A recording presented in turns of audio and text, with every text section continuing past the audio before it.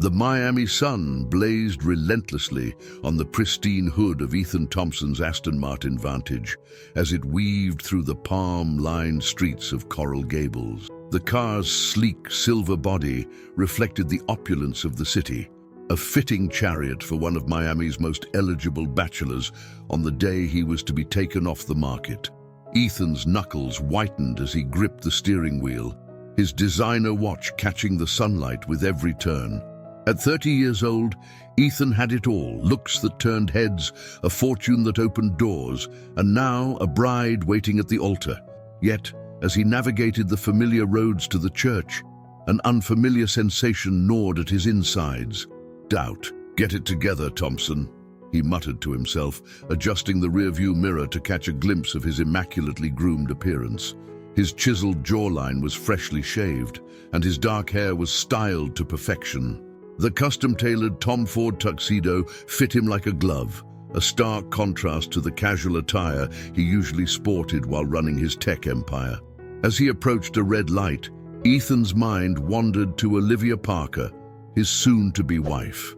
They had been Miami's golden couple for the past 2 years, gracing the covers of local magazines and setting social media abuzz with their public appearances. Olivia, with her statuesque figure and megawatt smile, was the perfect complement to Ethan's rugged good looks and boyish charm. Their whirlwind romance had been the talk of the town. They'd met at a charity gala where Olivia had been representing her family's philanthropic foundation. One dance led to dinner, dinner led to a string of exotic vacations. And before long, Ethan found himself down on one knee, presenting Olivia with a ring that cost more than most people's homes.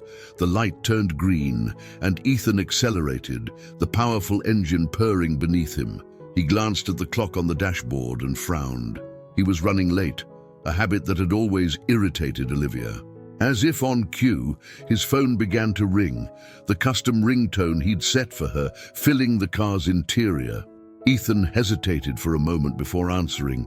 "Hey, beautiful," he said, trying to infuse his voice with an enthusiasm he didn't quite feel. "Ethan, where are you?" Olivia's voice was sharp, tinged with anxiety and a hint of annoyance. "The guests are starting to arrive, and you're nowhere to be seen. Please tell me you're almost here." "I'm on my way, babe," Ethan replied, accelerating a bit more. "Traffic's a nightmare. You know how it gets on Saturdays." He heard Olivia take a deep breath on the other end of the line. "Ethan, this isn't just any Saturday. This is our wedding day, the biggest day of our lives. I need you here, now." Guilt washed over Ethan. He knew how much this day meant to Olivia. She had been planning it meticulously for months, ensuring every detail was perfect. I know. I'm sorry. I'll be there before you know it. You won't even have time to miss me." "I already miss you," Olivia said, her voice softening. "Just hurry, okay? I can't wait to see you at the end of the aisle." As Ethan opened his mouth to respond, his eyes darted to the rearview mirror. A car behind him was approaching fast, too fast. "Olivia, I gotta go. I'll see you soon. The words were cut short as the speeding car clipped Ethan's rear bumper. The Aston Martin fishtailed, and Ethan dropped his phone, both hands flying to the steering wheel.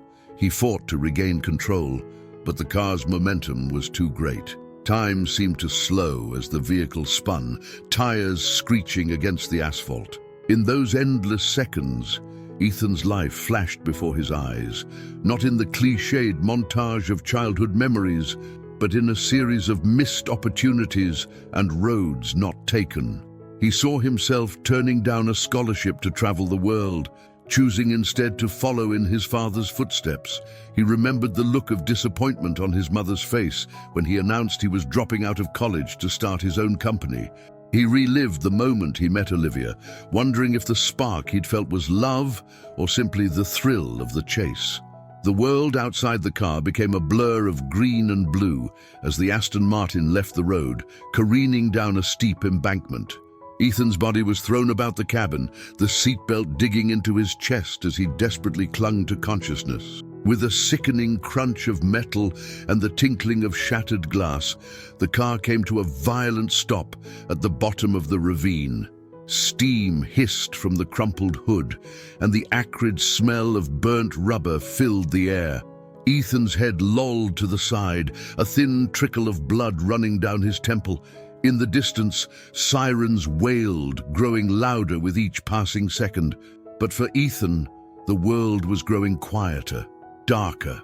His last conscious thought wasn't of Olivia waiting at the altar, or of the empire he'd built. Instead, he found himself wondering about the road not taken, the life unlived. As paramedics rushed down the embankment, Ethan Thompson, Miami's golden boy, slipped into the welcoming embrace of unconsciousness. His wedding day, meant to be a beginning, had become something else entirely.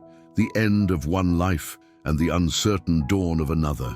Miles away, in a quaint apartment on the outskirts of Miami, a young woman named Alana Martinez was getting ready for her first day at a new job. She had no way of knowing that her path was about to intersect with Ethan's in a way that would change both their lives forever. As Ethan was loaded into an ambulance, his phone lay forgotten in the wreckage of his car. On the cracked screen, Olivia's name flashed repeatedly, her increasingly frantic voice messages going unanswered. The clock on the phone blinked impassively, marking the minutes as they ticked by, minutes that were supposed to be counting down to Ethan's wedding, but were now measuring the uncertain span of his survival. In the hospital where Ethan would soon arrive, the staff went about their routine, unaware that their newest patient would bring with him a storm of emotions, conflicts, and life-altering decisions. As the ambulance sped through the streets of Miami, its siren cutting through the carefree chatter of beachgoers and tourists, the stage was set for a drama that would captivate the city and change the lives of everyone involved. Ethan Thompson's perfect life had been shattered in an instant. Now, as he hovered between life and death, the real journey was about to begin, a journey of self-discovery, unexpected love, and the true meaning of happiness. The Miami sun continued to shine brightly, oblivious to the unfolding drama, as the city held its breath, waiting to see what fate had in store for its favorite son. The opulent ballroom of St. Cecilia's Church buzzed with anticipation.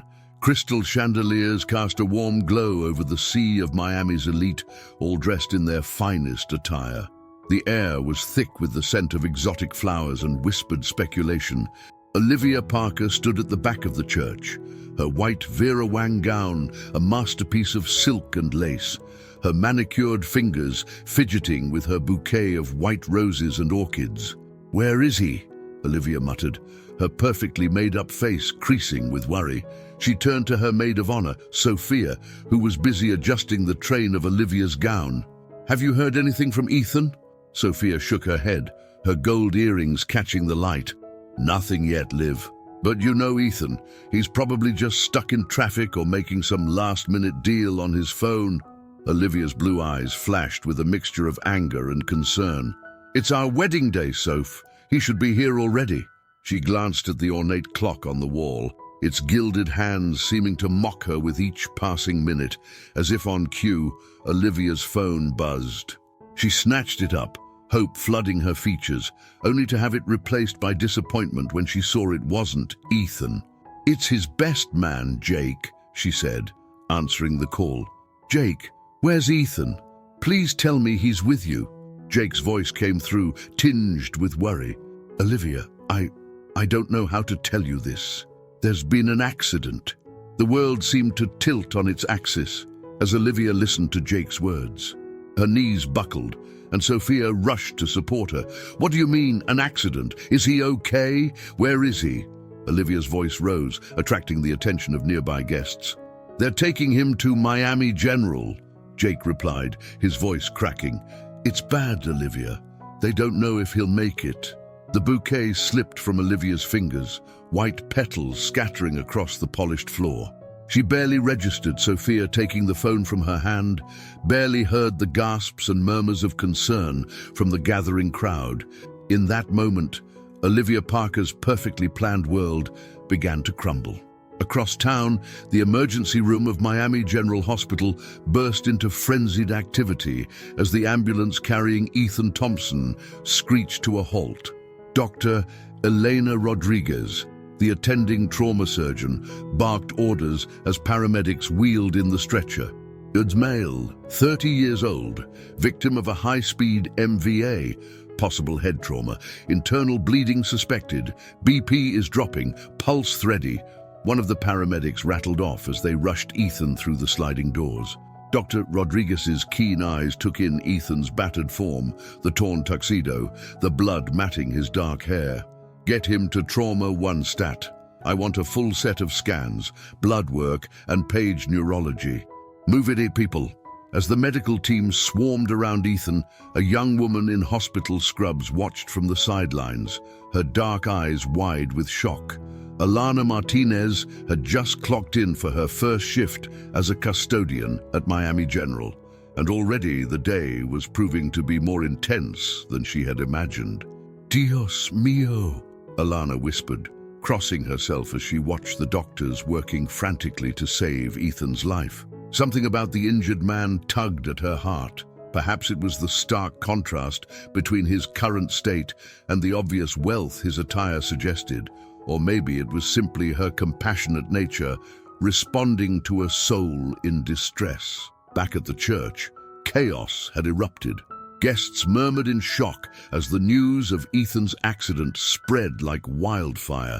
Olivia, supported by Sophia and her parents, made her way down the aisle, not as a radiant bride, but as a woman on the verge of losing everything. "We need to get to the hospital," Olivia said, her voice hoarse. "Now." As they rushed out of the church, reporters who had been waiting to capture Miami's wedding of the year now swarmed around them, shouting questions. Flashes from cameras created a dizzying strobe effect, adding to the surreal nature of the moment. "Miss Parker, is it true Ethan Thompson was in an accident? Olivia, will the wedding be postponed? Is there any truth to the rumors that Ethan was having second thoughts?" Olivia flinched at the last question, a seed of doubt planting itself in her mind. She pushed it aside, focusing on getting to Ethan.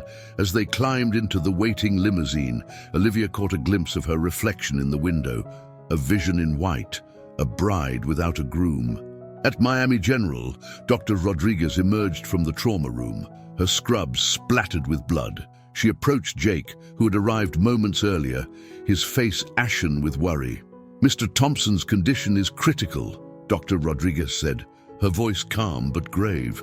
"We've managed to stabilize him for now, but he's suffered a severe concussion and there's bleeding in his brain.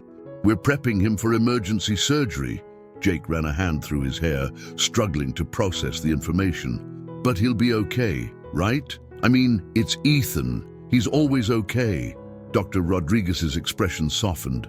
"We're doing everything we can, but I have to be honest, the next 24 hours are crucial. Even if he survives, there's a possibility of long-term damage. We won't know more until after the surgery." As if on cue, the elevator doors opened and Olivia burst out, still in her wedding gown, followed by a trail of family members and friends. Her eyes locked with Jake's, and she knew from his expression that her worst fears were confirmed. "Where is he?" Olivia demanded, her voice cracking. "I need to see him." Dr. Rodriguez stepped forward. "Miss Parker, I presume? I'm Dr. Rodriguez. I'm afraid Mr. Thompson is being prepared for surgery. You can't see him right now, but I assure you we're doing everything in our power to help him." Olivia's composure crumbled. She collapsed into a nearby chair, her gown pooling around her like a deflated dream. "This can't be happening," she whispered. "We were supposed to be saying our vows right now. We were supposed to be starting our life together." As the group huddled together, offering comfort and support, Alana watched from a distance, her heart aching for the beautiful bride and the man fighting for his life. She couldn't shake the feeling that she was witnessing the beginning of something momentous, something that would change lives forever. Hours ticked by, the waiting room a tableau of anxiety and fear. Olivia paced restlessly, her once perfect hairdo now disheveled, her makeup streaked with tears. Jake fielded calls from concerned friends and relentless media, while Sophia tried in vain to convince Olivia to change out of her wedding gown. "I can't," Olivia insisted. "It feels like if I take it off, I'm giving up on him, on us." As night fell, casting long shadows through the hospital windows, Dr. Rodriguez finally emerged from the operating room. The group surged forward, desperate for news. "Mr. Thompson made it through the surgery," Dr. Rodriguez began, and a collective sigh of relief swept through the room. But the doctor's serious expression tempered their hope. "However, the trauma to his brain was severe. We've induced a coma to give his brain time to heal and reduce swelling." "A coma?" Olivia repeated, her voice barely above a whisper. "For how long?" Dr. Rodriguez shook her head. "It's impossible to say. It could be days, weeks, or longer. And I must prepare you. There's a possibility he may never wake up." The words hung in the air, heavy and suffocating. Olivia swayed on her feet, and Jake quickly moved to support her. "Can I see him now?" she asked, her voice small and broken. "Yes, but only for a few minutes. He's being moved to the ICU," Dr. Rodriguez replied.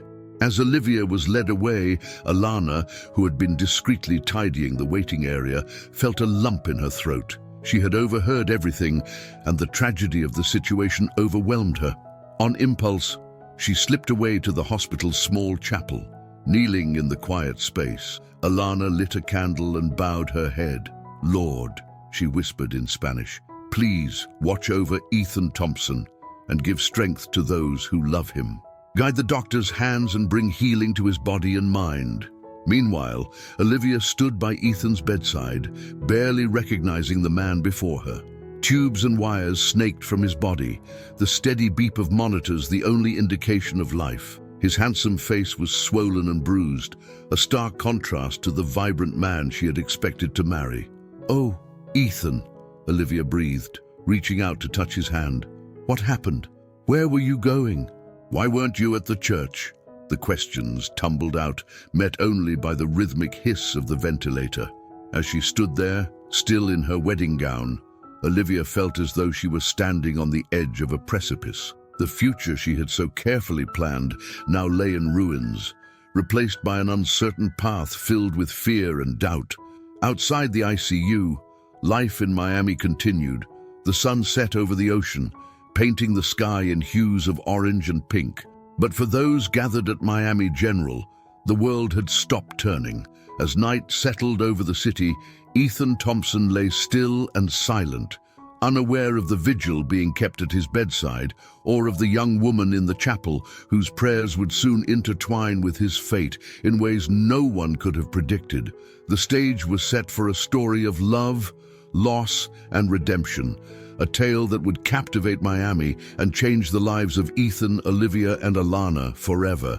The following days unfolded in a haze of uncertainty and grief. Miami, a city accustomed to the glitz and glamour of its elite, found itself captivated by the tragedy that had befallen one of its favorite sons. The story of Ethan Thompson's accident on his wedding day spread like wildfire, dominating local news and social media.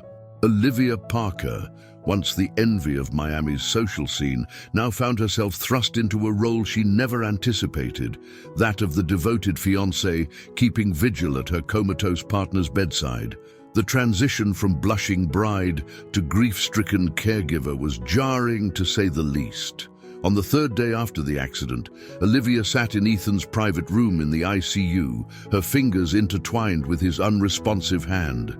She had finally changed out of her wedding gown, but the designer outfit she wore seemed just as out of place in the sterile hospital environment. "Miss Parker," a gentle voice interrupted her thoughts. Olivia looked up to see Dr. Elena Rodriguez entering the room, chart in hand. "How are you holding up?" Olivia attempted a weak smile. "As well as can be expected, I suppose. Any changes?" Dr. Rodriguez shook her head, her expression sympathetic but professional. "I'm afraid not. Ethan's condition remains stable, but there's been no significant improvement in his brain activity." Olivia's shoulders sagged. How long can this go on? When will he wake up? I wish I could give you a definitive answer, Dr. Rodriguez replied, taking a seat next to Olivia. The truth is, with brain injuries like Ethan's, recovery is unpredictable. It could be days, weeks, or, she hesitated, or longer. The unspoken possibility hung heavy in the air. Olivia felt a lump forming in her throat. You mean he might never wake up? Dr. Rodriguez placed a comforting hand on Olivia's arm. We're not at that point yet. Ethan is young and was in excellent health before the accident. That works in his favor. But I want you to be prepared for a potentially long recovery process. Olivia nodded, blinking back tears. What can I do? I feel so helpless. Talk to him, Dr. Rodriguez suggested. Play his favorite music, read to him. Some studies suggest that coma patients may be able to hear and process information on some level, and most importantly, take care of yourself. Ethan will need you to be strong when he wakes up. As Dr. Rodriguez left the room, Olivia turned back to Ethan, studying his face. The bruises were beginning to fade, but he still looked so unlike the vibrant man she knew. She leaned in close, whispering, "I'm here, Ethan. I'm not going anywhere. Please come back to me." Meanwhile, on the other side of the hospital, Alana Martinez was starting her shift. As she pushed her cleaning cart down the hallway, she couldn't help but think about the handsome man in the ICU and his beautiful, heartbroken fiancée. Over the past few days, she had caught glimpses of Olivia and overheard snippets of conversation among the staff. The tragic story had touched something deep within Alana. As she approached Ethan's room, Alana slowed her pace. She could see Olivia through the glass, her head bowed, shoulders shaking with silent sobs. Alana's heart ached at the sight. Without thinking, she knocked softly on the door. Olivia's head snapped up, hastily wiping away tears. "Yes?" Alana hesitated, suddenly unsure of herself. "I'm sorry to disturb you, miss. I just wanted to see if you needed anything. A fresh blanket, perhaps, or some water." Olivia blinked, as if truly seeing Alana for the first time. "Oh, thank you. That's very kind. I'm fine, really." Alana nodded, about to retreat when Olivia spoke again. "Actually, would you sit with me for a moment? I could use the company." Surprised but touched, Alana entered the room. She perched on the edge of a chair, her dark eyes filled with compassion. "Of course, miss. I'm Alana, by the way." "Olivia," the other woman replied, attempting a smile. "I'm sorry, I must look a mess." "Not at all," Alana said softly. "You look like someone who loves very deeply." Olivia's eyes welled up again at Alana's words. "I do love him. So much. I don't know how to do this. How to sit here day after day, not knowing if he'll ever wake up." Alana reached out, hesitantly placing her hand over Olivia's. "You don't have to know how. You just have to be here, one day at a time, and it's okay to take breaks, to take care of yourself too." Olivia looked at Alana, really looked at her. There was something about this young woman, a warmth, a genuineness that Olivia found comforting. "Thank you, Alana. I needed to hear that." As the two women sat in companionable silence, neither could have predicted how their lives would become intertwined in the coming weeks and months. Alana, driven by a deep sense of empathy and a growing attachment to both Ethan and Olivia, found herself spending more and more time in and around Ethan's room. She would come early before her shift to leave fresh flowers by his bedside, or stay late to tidy up and make sure Olivia had everything she needed. At first, Olivia barely noticed Alana's presence, too consumed by her own grief and worry. But gradually, she began to look forward to the young woman's visits, finding comfort in her quiet strength and unwavering optimism. One evening, about 2 weeks after the accident, Alana arrived to find Olivia in tears, clutching her phone. "What's wrong?" Alana asked, rushing to Olivia's side. "It's the board of Ethan's company," Olivia choked out. "They're talking about appointing an interim CEO. It's like they're giving up on him." Alana sat next to Olivia, offering silent support. "They're just doing what they think is best for the company," she said gently. It doesn't mean they're giving up on Ethan. Olivia shook her head, frustration evident in her voice. You don't understand. Ethan's whole life is that company. He built it from nothing. If he wakes up and it's not there, when he wakes up, Alana corrected softly, and when he does, he'll need you more than any company. Olivia looked at Alana, struck by the conviction in her voice. How do you do that? How do you stay so positive? Alana smiled, a hint of sadness in her eyes. Where I come from, hope is sometimes all we have. My abuela always said, La esperanza es lo último que se pierde. Hope is the last thing to be lost. As Alana spoke, neither woman noticed the slight twitch of Ethan's finger, a tiny movement lost in the emotional moment between them. Days turned into weeks, and weeks into a month. The media frenzy around Ethan's accident began to die down, replaced by newer scandals and stories. But for those closest to him, life remained in a state of suspended animation. Olivia found herself torn between her vigil at Ethan's bedside and the demands of her own life. Her family's foundation needed her attention, and Ethan's company was facing increasing pressure in his absence. She began to spend less time at the hospital, guilt gnawing at her every time she left. In contrast, Alana's presence became more constant. She would read to Ethan during her breaks, everything from the day's headlines to poetry in her native Spanish. She talked to him about her life, her dreams, and her growing friendship with Olivia. One afternoon, as Alana was changing the water for Ethan's flowers, she noticed something different.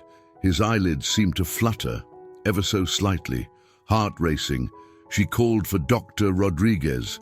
After a thorough examination, Dr. Rodriguez turned to Alana with a cautious smile. There does seem to be an increase in his brain activity. It's subtle, but it's there. This could be a good sign. Alana felt a surge of hope. She couldn't wait to tell Olivia the news, but as she reached for her phone, she hesitated. Was it her place to share this information? She was just the cleaning lady, after all. In that moment, Alana realized how deeply she had become invested in Ethan's recovery, in a way that went beyond mere compassion for a patient. As the sun set over Miami, casting a golden glow through the hospital windows, Alana sat by Ethan's bedside, her hand resting lightly on his. "Come back to us, Ethan," she whispered. "Adieu, there are people here who need you." Little did Alana know that her gentle presence and unwavering care were sowing the seeds of a connection that would soon blossom into something neither she nor Olivia could have anticipated. The stage was set for a complex web of emotions, loyalties, and unexpected love to unfold, with Ethan Thompson at its center, silently guiding the course of three intertwined destinies. As Miami's sweltering summer gave way to a milder autumn, life at Miami General Hospital fell into a rhythm of sorts. For Ethan Thompson, time stood still in his comatose state, but for those around him, the world continued to spin, bringing with it a myriad of changes and challenges. Olivia Parker found herself increasingly torn between her vigil at Ethan's bedside and the mounting pressures of her life outside the hospital. The initial shock of the accident had worn off, replaced by a gnawing sense of uncertainty, and though she was loath to admit it, frustration. One crisp October morning, Olivia strode into Ethan's room, her Louboutins clicking sharply against the linoleum floor. She was dressed impeccably in a tailored Chanel suit, a stark contrast to the sterile hospital environment. "Good morning, Mr. Thompson," she said, her voice carrying a forced cheerfulness. "I hope you're ready for some excitement because the board meeting today is going to be a doozy." As she settled into the chair beside Ethan's bed, Olivia's facade cracked slightly. She reached out to brush a strand of hair from his forehead, her touch lingering. "Oh, Ethan," she sighed, "I don't know how much longer I can do this. The company needs you. I need you." Unbeknownst to Olivia, Alana had just arrived for her shift and was standing outside the room, a fresh bouquet of flowers in her hands. She hesitated, not wanting to intrude on the private moment. Olivia continued, her voice dropping to a whisper. "They're talking about selling off parts of the company. Ethan, your life's work. I'm trying to hold them off, but without you there—" She trailed off, frustration evident in her tone. Alana knocked softly on the door, not wanting to eavesdrop any further. Olivia quickly composed herself, straightening in her chair. "Come in," she called out, her socialite mask firmly back in place. "Good morning, Miss Parker," Alana said, entering the room with a warm smile. "I brought fresh flowers for Mr. Thompson." Olivia nodded, a flicker of genuine warmth breaking through her composed exterior. "Thank you, Alana. You're always so thoughtful." As Alana busied herself arranging the flowers, Olivia found herself studying the young woman. Over the past weeks, Alana had become a constant presence, a source of quiet strength that Olivia hadn't realized she'd come to rely on. "Alana," Olivia said suddenly, "would you mind sitting with Ethan for a while? I have a board meeting to attend and I don't like leaving him alone." Alana's eyes widened in surprise. "Of course, Miss Parker, I'd be happy to." Olivia stood, gathering her designer handbag. She leaned over Ethan, pressing a quick kiss to his forehead. "I'll be back soon, darling," she murmured. As she turned to leave, she paused by Alana. "Thank you," she said softly, squeezing the younger woman's arm. Once Olivia had left, Alana settled into the chair by Ethan's bed. She pulled out a worn paperback from her pocket. Love in the Time of Cholera, by Gabriel Garcia Marquez. "Hola, Ethan," she said softly, her accent more pronounced in the quiet room. "Shall we continue where we left off yesterday?"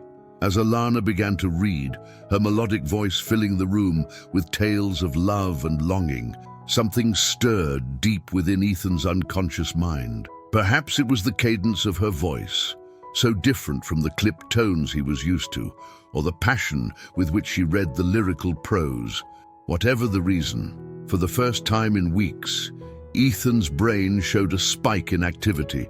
Miles away, in the sleek boardroom of Thompson Technologies, Olivia sat at the head of the table, her posture rigid as she faced down the board of directors. The atmosphere was tense, filled with unspoken doubts and mounting pressure. "Gentlemen," Olivia began, her voice steady despite her inner turmoil, "I understand your concerns about the company's direction in Ethan's absence.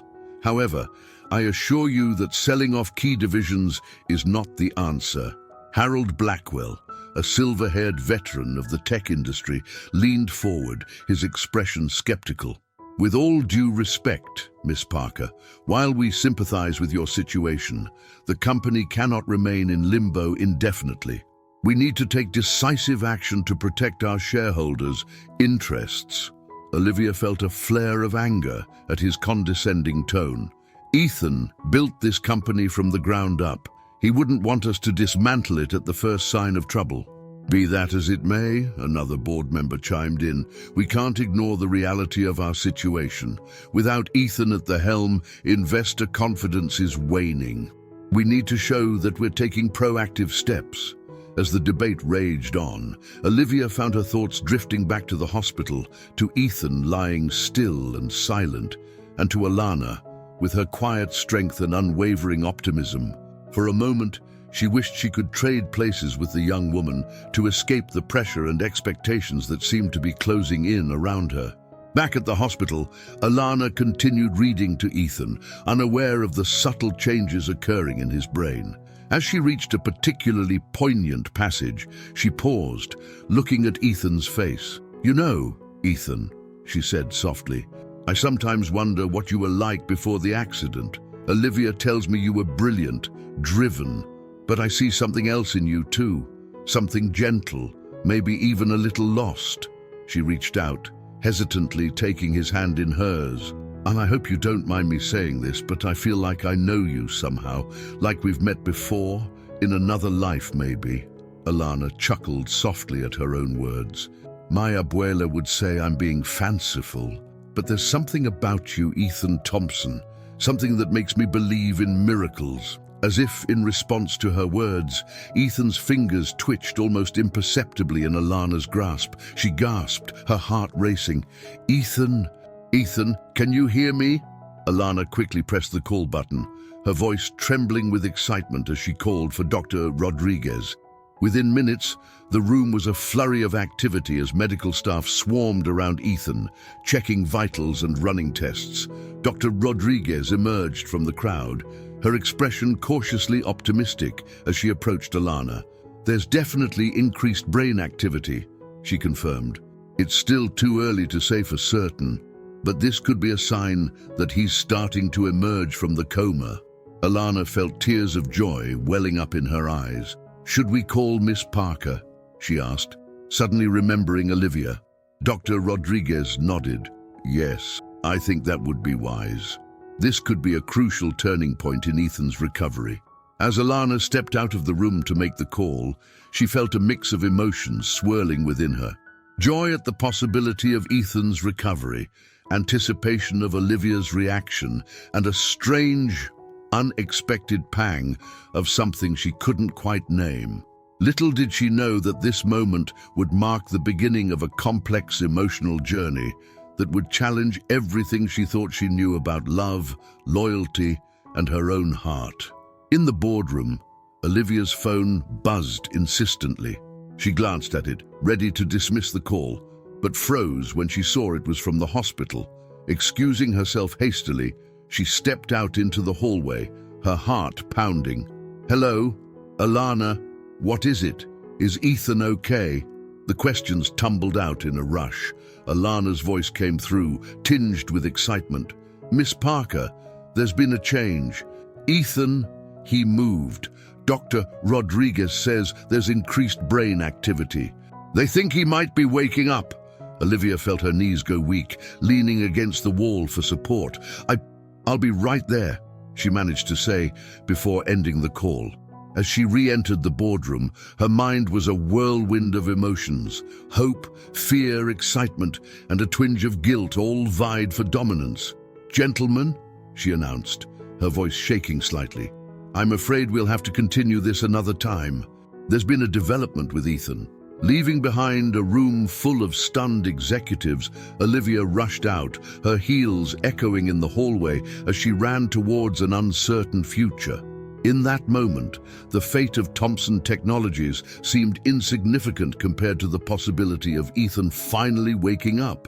As Olivia's car sped through the Miami traffic, Alana sat by Ethan's bedside, her hand still clasping his.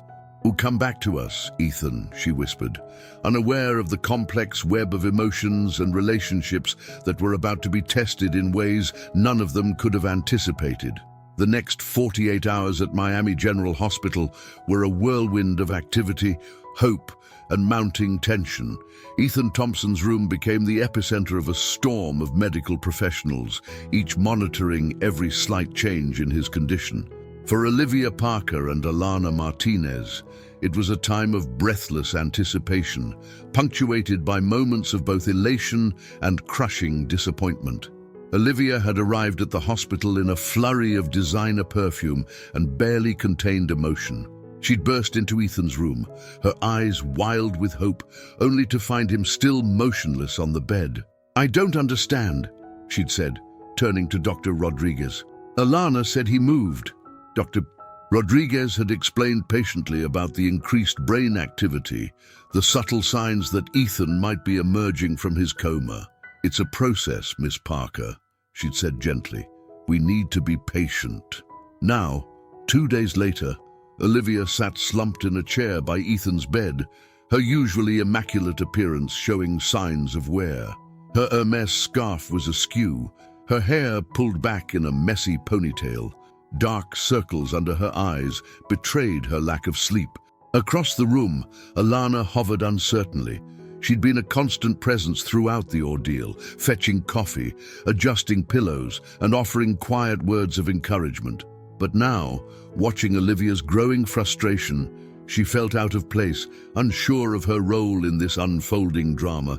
"Miss Parker," Alana said softly, "why don't you take a break? I can sit with Mr. Thompson for a while." Olivia looked up, her blue eyes clouded with exhaustion and something else, fear, perhaps, or doubt. "I can't leave him," she said, her voice hoarse.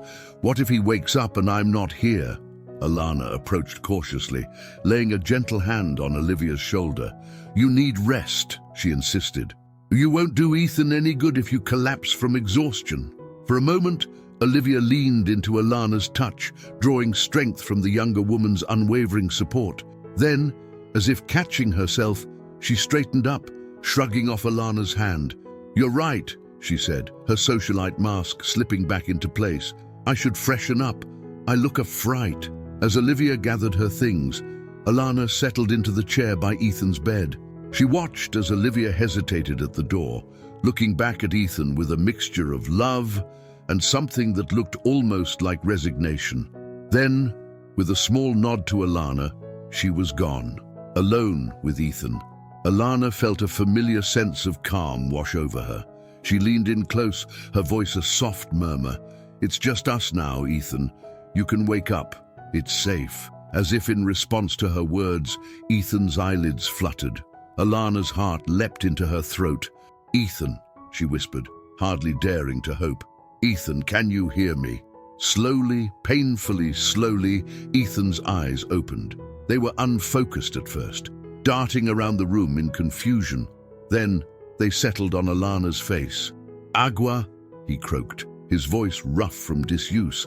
Alana blinked in surprise. Had he just spoken Spanish? Shaking off her confusion, she quickly reached for the water glass, helping Ethan take a small sip. "I'll get the doctor," she said, her voice trembling with excitement. But as she turned to leave, Ethan's hand shot out, grasping her wrist with surprising strength. "No," he said, his eyes locked on hers. "Stay." Alana hesitated, torn between her duty to alert the medical staff and the inexplicable pull she felt towards this man she'd come to know only in silence. "Okay," she said softly, settling back into the chair. "I'm here." For several long moments, they simply looked at each other. Ethan's eyes, a warm brown that Alana had only imagined before, seemed to search her face with an intensity that made her breath catch. "Do I know you?" Ethan finally asked, his brow furrowed in confusion. Alana felt a pang in her chest. Of course, he wouldn't remember her. She was just the cleaning lady who'd sat with him while he was unconscious. "No," she said gently. "I'm Alana. I work here at the hospital." Ethan's frown deepened. "But I feel like I've heard your voice before. You were reading to me, weren't you, about love in the time of something?" Alana's eyes widened in surprise. "Yes," she breathed.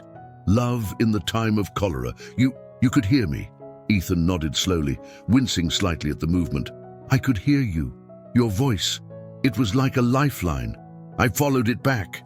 Alana felt tears pricking at her eyes. Before she could respond, the door burst open, and Olivia rushed in, followed closely by Dr. Rodriguez.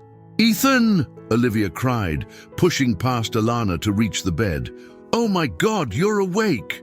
Ethan blinked, his expression confused as he looked at Olivia. I'm sorry, but who are you?" The room fell silent, the only sound the steady beep of the heart monitor. Olivia recoiled as if she'd been slapped, her face draining of color. "Ethan, it's me, Olivia, your fiancé."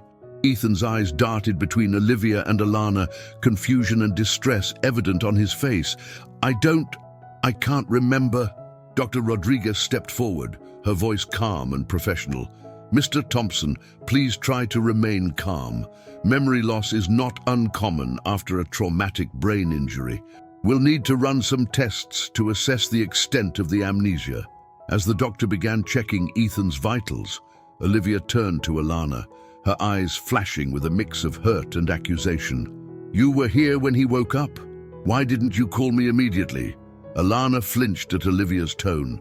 "I'm sorry, Miss Parker, it all happened so fast. And he asked me to stay." Olivia's eyes narrowed. "He asked you to stay? What exactly has been going on while I've been away?" Before Alana could respond, Ethan's voice cut through the tension. "Please," he said, his voice strained. I don't know what's happening. Can someone explain?"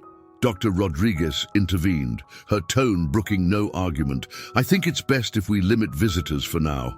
Mr. Thompson needs rest, and we need to run some tests. I'm going to have to ask everyone to leave." Olivia looked like she wanted to protest, but something in the doctor's expression made her hold her tongue. She leaned down, pressing a kiss to Ethan's forehead. "I'll be back soon, darling. Try to rest."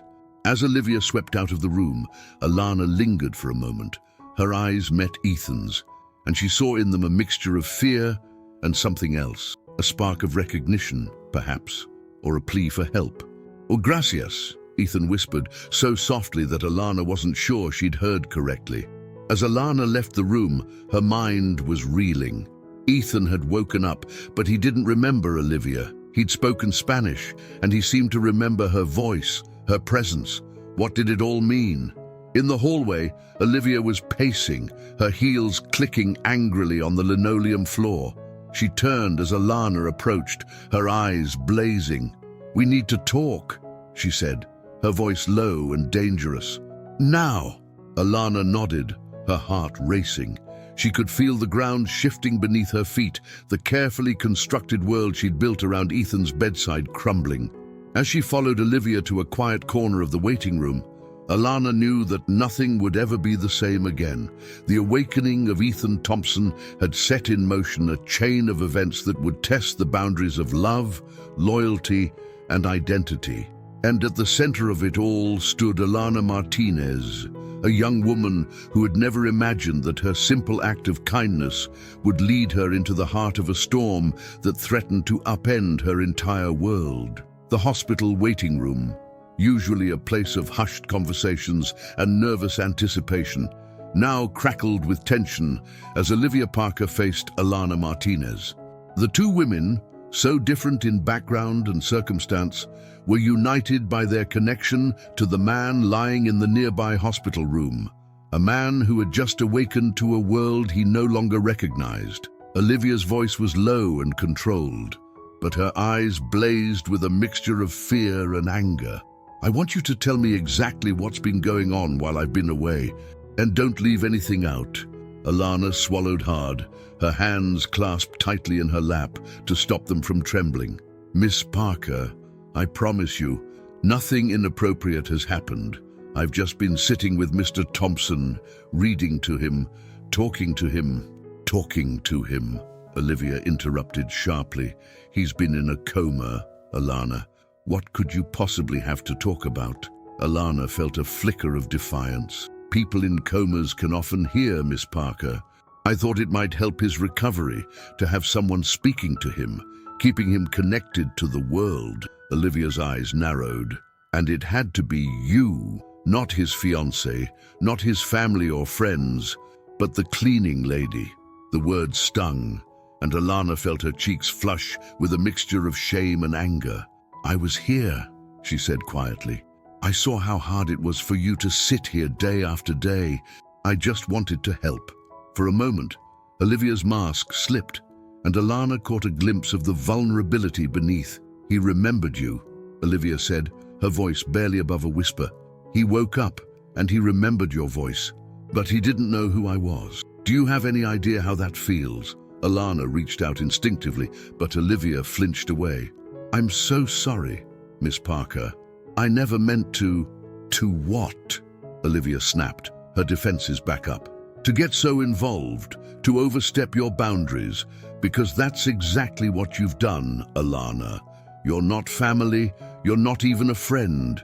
You're an employee of this hospital, and you've inserted yourself into a situation that doesn't concern you." Alana felt as if she'd been slapped. She stood up, her own anger rising to match Olivia's. "With all due respect, Miss Parker, I may not be family, but I've been here every day, reading to him, talking to him, making sure he wasn't alone. Where were you?" The words hung in the air between them, sharp and accusatory. Olivia recoiled as if physically struck, her face paling. For a long moment, neither woman spoke, the weight of unspoken truths and unacknowledged fears pressing down on them both. Finally, Olivia spoke, her voice cold and distant. "I think it's best if you don't come near Ethan's room anymore. I'll be speaking to hospital administration about having you reassigned." Alana felt her heart sink. The thought of not seeing Ethan, of not being there for him as he navigated this confusing new reality, was almost physically painful. but she knew she had no right to protest. "I understand," she said softly. "I truly am sorry, Miss Parker. I only wanted to help." As Alana turned to leave, Olivia's voice stopped her. "He spoke Spanish, didn't he?" When he first woke up, Alana hesitated, then nodded. "Yes, he asked for water." "In Spanish?" Olivia's brow furrowed. "Ethan doesn't speak Spanish. At least, he never has before." Before Alana could respond, Dr. Rodriguez approached, her expression grave. "Miss Parker, Miss Martinez, I need to speak with you both about Mr. Thompson's condition." The two women followed the doctor to a small conference room, their personal conflict momentarily set aside in the face of more pressing concerns. Dr. Rodriguez didn't waste time on pleasantries. "Mr. Thompson is suffering from a form of retrograde amnesia," she began. "He seems to have lost most of his personal memories from before the accident. However, his procedural memory, his ability to perform tasks and skills, appears to be largely intact." Olivia leaned forward, her voice tight with worry.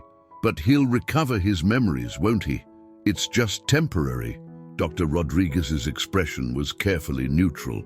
"It's difficult to say at this point. Brain injuries are complex, and recovery can be unpredictable. Some patients regain their memories quickly, others may take months or years, and in some cases, what?" Olivia pressed. "In some cases, the memories may never fully return," Dr. Rodriguez finished gently. Olivia sat back, her face a mask of shock. Alana, unable to help herself, reached out and placed a comforting hand on Olivia's arm. This time, Olivia didn't pull away. "There's something else," Dr. Rodriguez continued. "Mr. Thompson seems to have acquired some new skills or knowledge that he didn't possess before the accident. His ability to speak Spanish, for instance." Alana and Olivia exchanged a startled glance. "How is that possible?" Alana asked. Dr. Rodriguez shook her head. "We're not entirely sure. There have been rare cases of patients awakening from comas with new abilities or knowledge, but the phenomenon is not well understood. It could be that Mr. Thompson had latent language skills that were somehow activated by the trauma, or it could be something else entirely." "What do we do now?" Olivia asked, her voice small and uncertain. "For now, we need to focus on Mr. Thompson's physical recovery and cognitive rehabilitation," Dr. Rodriguez explained.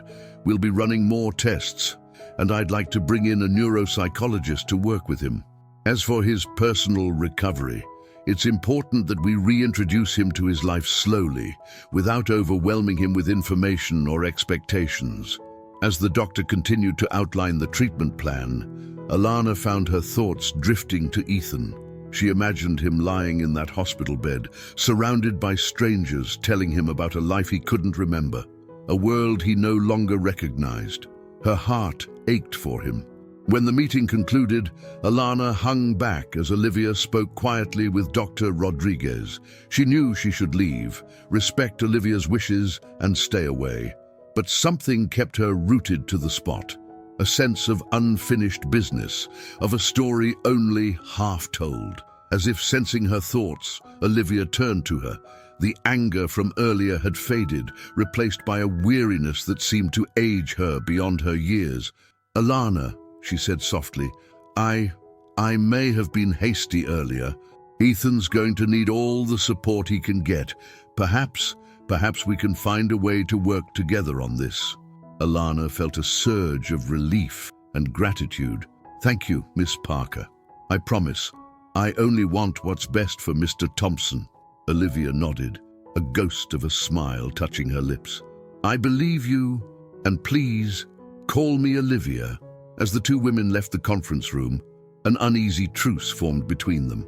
Neither could have predicted the challenges that lay ahead or the ways in which their lives would become inexorably intertwined. In his hospital room, Ethan Thompson stared out the window at the Miami skyline, a city he knew but didn't recognize. His mind was a jumble of fragments, snatches of conversation in a language he shouldn't know, flashes of a life he couldn't remember, And through it all, the echo of a gentle voice reading to him about love in a time of cholera. As the sun set over Miami, casting long shadows across the hospital room, Ethan closed his eyes, trying to make sense of the chaos in his mind. And somewhere in the depths of his fractured memory, a face began to form. Not the blonde beauty who claimed to be his fiancée, but a dark-eyed woman with a warm smile and a voice that felt like home. The stage was set for a journey of rediscovery, a quest for identity, and a love story that would defy all expectations. For Ethan, Olivia, and Alana, the real adventure was just beginning. The following days at Miami General Hospital were a whirlwind of medical tests, therapy sessions, and emotional roller coasters for Ethan Thompson. As he struggled to piece together the fragments of his past, he found himself increasingly frustrated by the disconnect between what he was told about his life and what he felt in his heart. On a particularly humid Miami morning, Ethan sat propped up in his hospital bed, surrounded by an array of personal items Olivia had brought from their shared penthouse: designer watches, custom-tailored suits, and framed photos of a life he couldn't remember lay scattered around him like artifacts from a stranger's museum. Olivia perched on the edge of his bed, her perfectly manicured hand resting lightly on his. "Do any of these things look familiar, darling?" she asked, her voice tinged with hope and desperation. Ethan's brow furrowed as he picked up a sleek, modern watch. "This is an Audemars Piguet Royal Oak," he said, surprising himself with the knowledge. "It's worth over 50,000. Olivia's face lit up. "Yes, that's right. It was a gift from me for your last birthday." "You remember?" But Ethan shook his head, setting the watch down with a mixture of confusion and distaste. "I know what it is, but I don't remember it being mine. It feels wrong somehow." Olivia's smile faltered. "What do you mean, wrong?"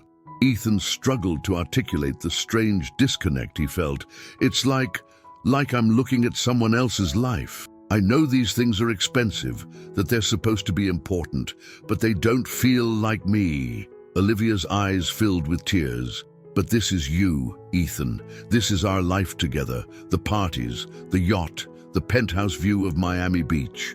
Don't you remember how happy we were?"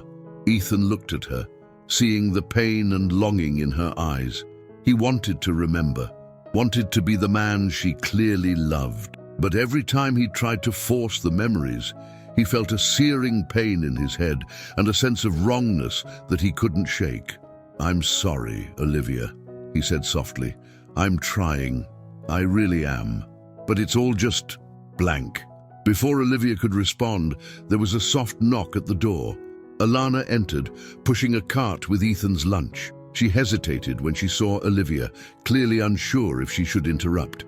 "Come in, Alana," Ethan said, unable to hide the relief in his voice. Something about the young woman's presence always seemed to calm the chaos in his mind. Olivia stiffened slightly, but managed a polite nod. The uneasy truce between the two women had held over the past few days, but tension still simmered beneath the surface. As Alana set up Ethan's lunch tray, she couldn't help but notice the scattered luxury items.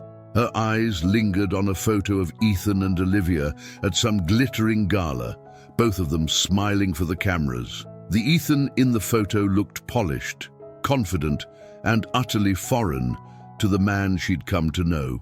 "How are you feeling today, Mr. Thompson?" Alana asked, her voice warm and free of the pressure Ethan often felt from others.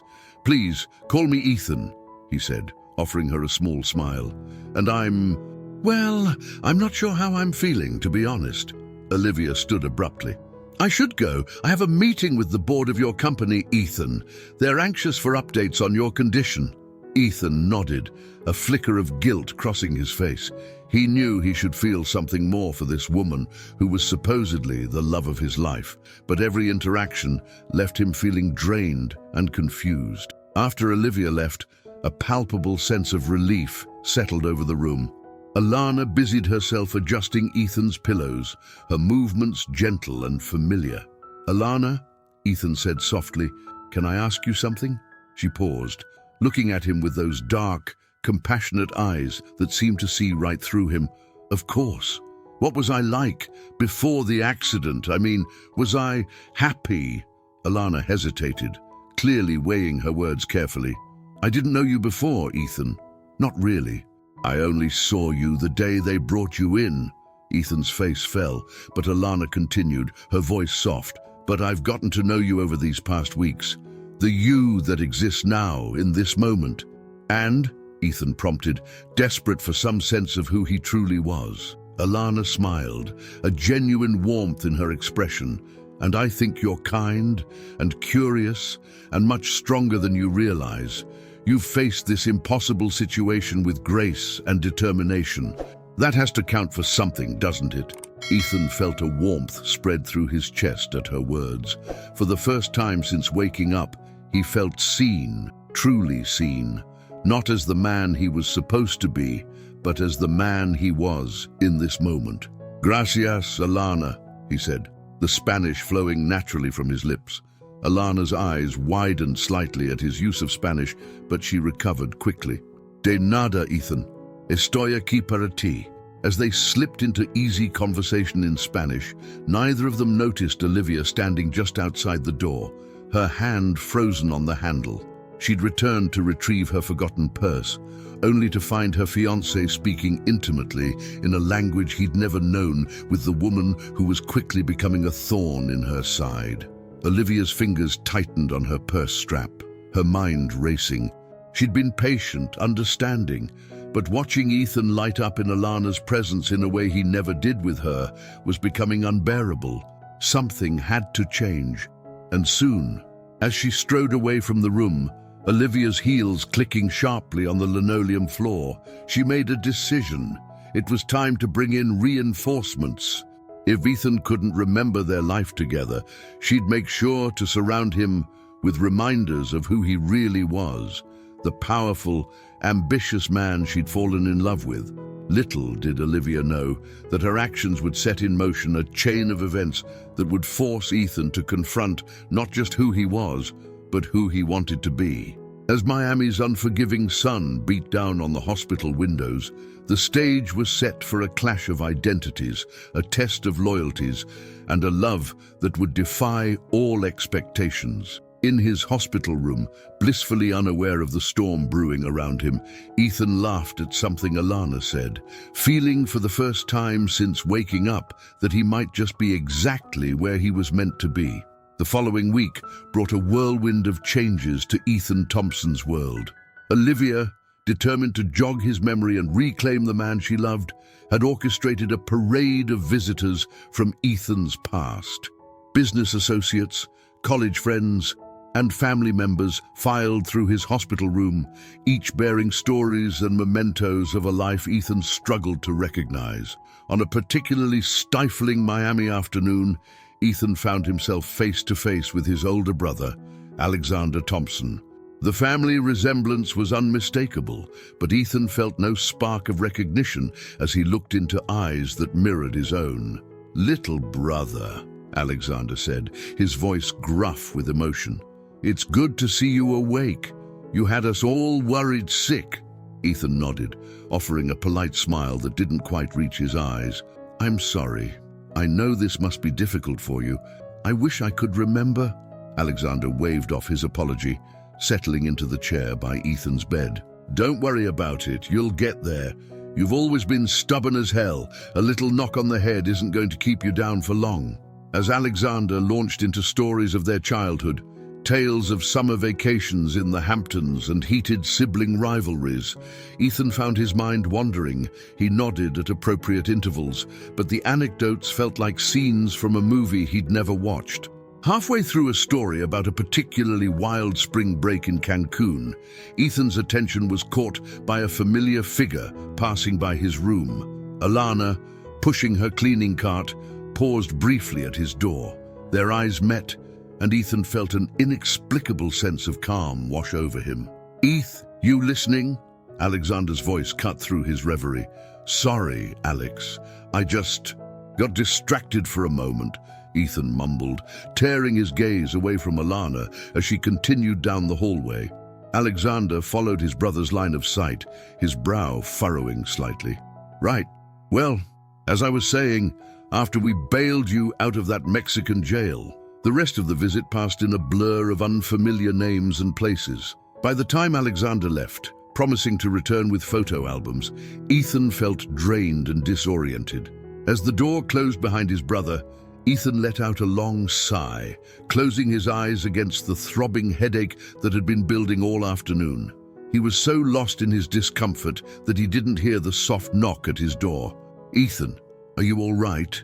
His eyes snapped open at the sound of Alana's voice. She stood in the doorway, concern etched across her features. "Alana," he breathed, relief evident in his tone. "Yes, well, no, not really. My head is killing me." She moved to his side, her movements efficient yet gentle as she checked his vitals. "You've had a lot of visitors lately. It must be overwhelming." Ethan nodded, wincing at the movement. "Everyone keeps telling me who I'm supposed to be, but none of it feels right. It's like they're describing a stranger." Alana's hand paused on his wrist, her touch lingering a moment longer than necessary. "Who do you feel like, Ethan? Not who they say you are, but who you feel you are right now." The question caught him off guard. No one had asked him that before. Everyone was so focused on making him remember his old self that they hadn't considered who he might be now. "I don't know," he admitted quietly, "but I do know that the only time I feel like myself is," he trailed off, suddenly aware of how his words might sound. "Is when," Alana prompted gently. Ethan met her gaze, seeing nothing but warmth and understanding in her dark eyes. "When I'm talking to you," he finished softly. A faint blush colored Alana's cheeks, but before she could respond, a sharp voice cut through the moment. "What's going on here?" Olivia stood in the doorway, her eyes darting between Ethan and Alana. The tender scene before her confirmed her worst fears. Alana quickly stepped back, her professional demeanor sliding into place. "Miss Parker, I was just checking on Mr. Thompson's vitals. He has a headache." Olivia's eyes narrowed. "I'm sure that's not in your job description as a custodian." "Olivia, please," Ethan interjected, his tone sharper than he intended. Alana was just helping. A tense silence fell over the room. Olivia's gaze softened as she looked at Ethan, seeing the pain and confusion in his eyes. "I'm sorry, darling. I didn't mean to snap. I'm just worried about you." She moved to his side, taking the spot Alana had vacated. "How was your visit with Alex? Did it help jog any memories?" Ethan shook his head, immediately regretting the movement as his headache intensified. "No, nothing concrete, just vague impressions." Olivia's face fell, but she quickly masked her disappointment. "Well, it's still early. Dr. Rodriguez says it's important to keep exposing you to familiar things and people. Which reminds me, the board is eager to see you. I thought perhaps we could arrange a small gathering, just a few key executives." As Olivia continued outlining her plans, Ethan's gaze drifted to Alana, who was quietly tidying the room. Their eyes met briefly, and in that moment, Ethan felt a connection that transcended memory, a sense of understanding and acceptance that he hadn't experienced with anyone else since waking up. Alana gave him a small, reassuring smile before slipping out of the room, leaving Ethan to navigate the complex web of expectations and relationships that defined his former life. As the door closed behind her, Alana leaned against the wall, her heart racing. She knew she was treading dangerous waters. The connection she felt with Ethan was undeniable, but he was engaged to another woman, a woman who could offer him a life of luxury and status that Alana could never match. Yet as she pushed her cart down the hospital corridor, Alana couldn't shake the feeling that she was meant to play a role in Ethan's journey of rediscovery, whether as a friend, a confidant, or something more. Only time would tell. Back in the room, Ethan half listened to Olivia's plans, his mind a whirlwind of conflicting emotions. He knew he should be grateful for her dedication, for the life she was trying to help him reclaim. But with every well-intentioned effort to resurrect his past, Ethan felt increasingly drawn to the possibility of a different future, one that aligned more closely with the man he felt himself becoming. As Miami's relentless sun began to set, casting long shadows across the hospital room, the stage was set for a confrontation that would force Ethan to choose between the life he once knew and the one he was beginning to envision. The echoes of his past were growing louder, but so too was the call of an uncertain yet enticing future. The next morning dawned bright and clear, Miami's skyline shimmering in the early light. For Ethan Thompson, however, the day ahead loomed like a storm on the horizon. Olivia had arranged for a small contingent from the board of Thompson Technologies to visit, hoping that exposure to his professional life might trigger some memories. As Ethan sat in his hospital bed, adjusting the collar of the crisp dress shirt Olivia had brought for him, he felt a sense of unease growing in the pit of his stomach. He glanced at his reflection in the small mirror on the bedside table, barely recognizing the man staring back at him. A soft knock at the door interrupted his thoughts. "Come in," he called, expecting to see Olivia or one of the nurses. Instead, Alana's familiar face appeared, her warm smile instantly easing some of his tension. "Good morning, Ethan," she said, pushing her cart into the room. "I thought I'd tidy up a bit before your visitors arrive." Ethan's relief must have been evident on his face, because Alana's smile faltered slightly. "Are you okay?" she asked, concern lacing her voice. He sighed, running a hand through his hair. "I'm not sure. I feel like I'm about to take a test I haven't studied for, except the subject is my own life." Alana approached, her dark eyes full of understanding. "It's okay to be nervous, Ethan. You don't have to pretend to be someone you're not." "But that's just it," Ethan said, frustration creeping into his voice. "Everyone expects me to be this brilliant, ruthless businessman. What if that's not who I am anymore? What if I don't want to be that person?" Alana hesitated for a moment, then sat on the edge of his bed, her voice low and earnest. "Ethan, listen to me. You've been given a rare opportunity here. Most people go through life never questioning who they are or what they want. You have a chance to rediscover yourself, to choose who you want to be." Her words struck a chord deep within Ethan. He reached out, taking her hand in his. "Thank you, Alana. I don't know what I'd do without you." The moment was interrupted by the sound of approaching voices. Alana quickly stood, resuming her task of straightening the room. Moments later, Olivia entered, followed by 3 men in expensive suits. "Darling," Olivia said, her voice bright but with an undercurrent of tension. "Look who's here to see you." Ethan plastered on a smile as Olivia made introductions. Harold Blackwell, the silver-haired CFO, James Chen, head of research and development, and Michael Donovan, the company's lead counsel. Each man regarded Ethan with a mixture of concern and barely concealed assessment. As the men settled into chairs around his bed, Ethan caught sight of Alana slipping quietly out of the room. Their eyes met briefly, and she gave him an encouraging nod before disappearing into the hallway. Well, Ethan," Harold began, his tone jovial but his eyes sharp. "It's good to see you looking so well. We've all been terribly worried." "Thank you," Ethan replied, trying to inject some warmth into his voice. "I appreciate you all taking the time to visit." Michael leaned forward, his lawyer's instincts clearly at work. "Ethan, we understand you're still recovering, but we wanted to touch base about the company. There are some pressing matters that require your attention." Ethan felt Olivia's hand on his arm, a gesture of support that felt more like a restraint. "I'm not sure I'm ready to discuss business yet," he said carefully. "My memory is still very fragmented." James Chen spoke up, his voice smooth and persuasive. "Perhaps if we brought you up to speed on some of our current projects, it might help jog your memory. We're on the verge of a breakthrough in AI technology that could revolutionize the industry." As James launched into a detailed explanation of neural networks and machine learning algorithms, Ethan found his mind drifting. The technical jargon washed over him, familiar yet distant, like a language he'd once known but had long since forgotten. Suddenly, a flash of memory hit him, not of boardrooms or business deals, but of a small, sun-drenched workshop. He saw himself, younger and more carefree, tinkering with circuit boards and lines of code. The image was accompanied by a sense of pure joy and creativity that felt more real than anything he'd experienced since waking up. "Ethan, are you all right?" Olivia's voice cut through his reverie. He blinked, realizing that everyone was staring at him expectantly. "I'm sorry," he said, shaking his head slightly. I remembered something."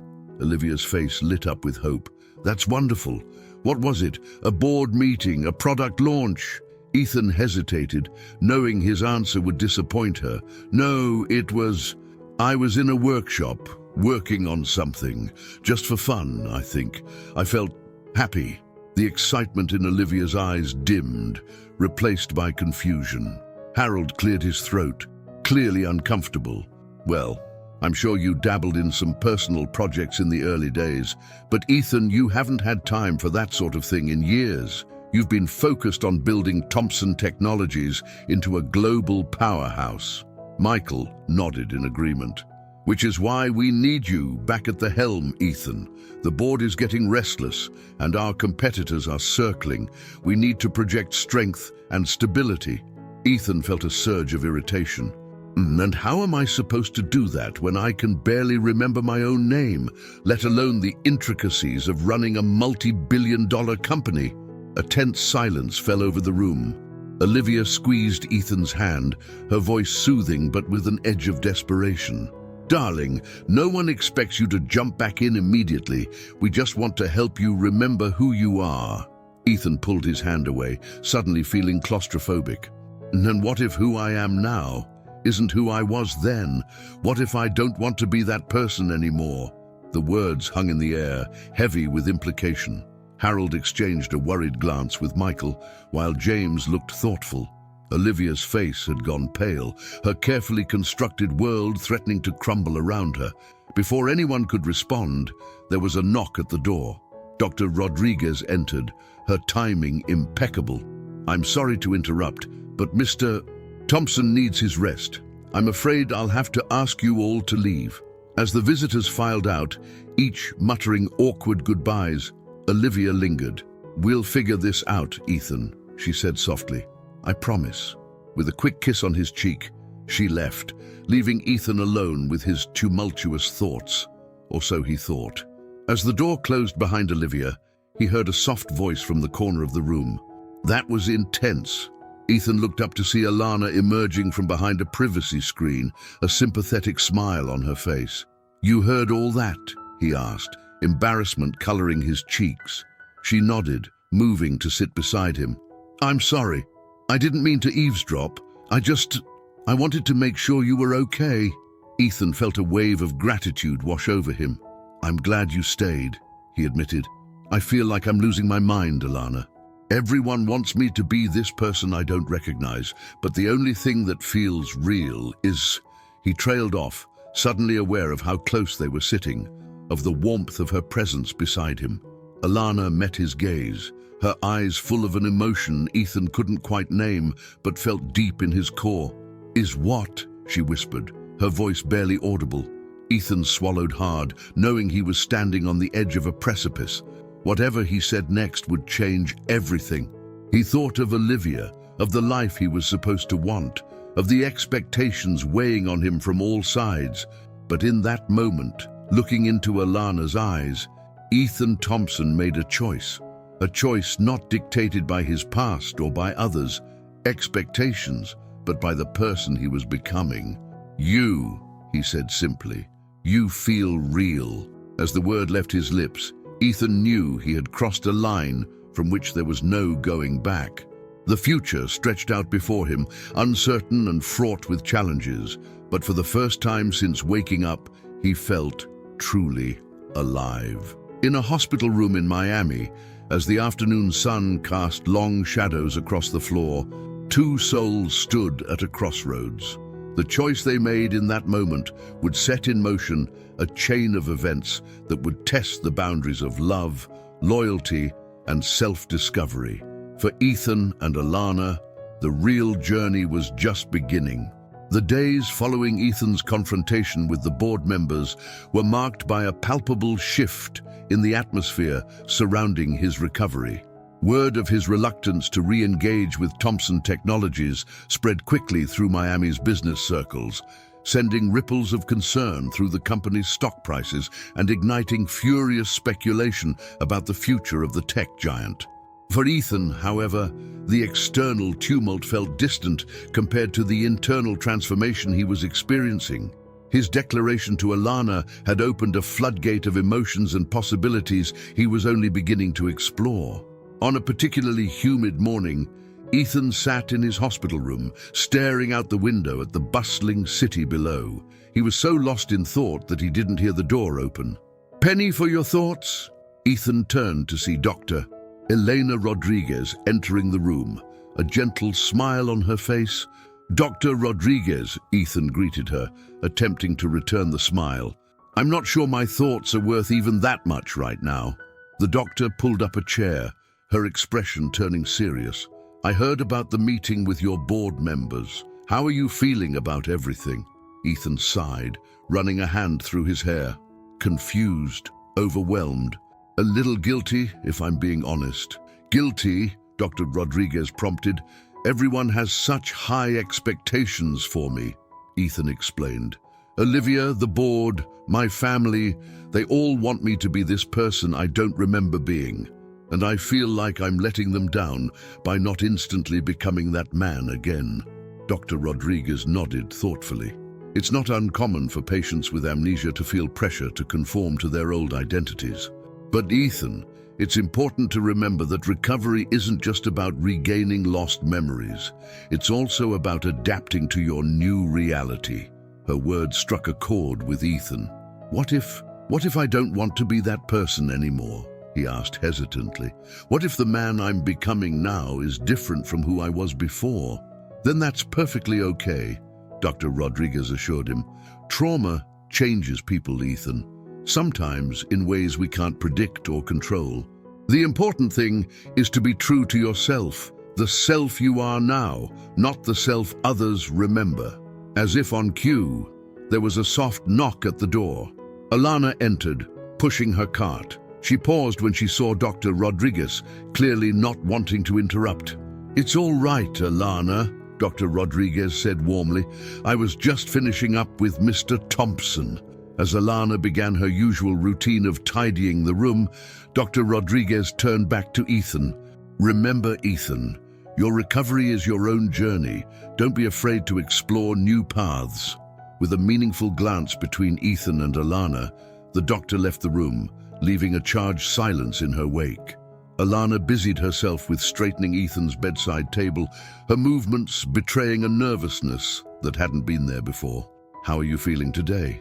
she asked, not quite meeting his eyes. "Better now," Ethan said softly, causing Alana to look up at him. The intensity of his gaze made her breath catch. "Alana," Ethan began, his voice low and earnest, "about what I said the other day." "You don't have to explain," Alana interrupted quickly. "I understand. You were overwhelmed, and I was just convenient." Ethan reached out, gently grasping her hand. "No, that's not it at all. Alana, you're the only thing that's felt real to me since I woke up. When I'm with you, I don't feel pressured to be someone I can't remember. You see me for who I am now, and that means everything." Alana's eyes glistened with unshed tears. "Ethan, we can't. You have a life, a fiancé. I'm just a hospital worker. This can't." Her words were cut off by the sound of the door opening. Olivia strode in, her high heels clicking against the linoleum floor. She stopped short at the sight of Ethan and Alana's clasped hands. "What's going on here?" Olivia demanded, her voice sharp. Alana quickly pulled her hand away, stepping back. "Miss Parker, I was just leaving," Olivia finished for her, her tone brooking no argument. As Alana hurried out of the room, Ethan felt a surge of anger. "You didn't have to do that, Olivia. Alana was just helping me." Olivia's expression softened as she turned to Ethan. I'm sorry, darling. I'm just worried about you. The company is in chaos. The board is threatening to appoint an interim CEO, and I feel like I'm losing you. Guilt washed over Ethan as he saw the pain in Olivia's eyes. I'm sorry, Olivia. I know this is hard for you too. I need time to figure out who I am now. Olivia sat on the edge of his bed, taking his hand in hers. I understand. But Ethan, we had a life together. A good life. Don't you want to remember that? Ethan looked at her, seeing the beautiful, accomplished woman he was supposed to love. But when he searched his heart, he felt only a distant affection, nothing like the spark he felt with Alana. I want to remember, he said carefully, but I also need to be true to who I am now, and I'm not sure that person fits into the life we had before. Olivia's face crumpled, tears spilling down her cheeks. Are you breaking up with me? Ethan felt a pang of remorse, but also a sense of relief at finally voicing his feelings. I don't know, Olivia. I just know that I can't pretend to be someone I'm not.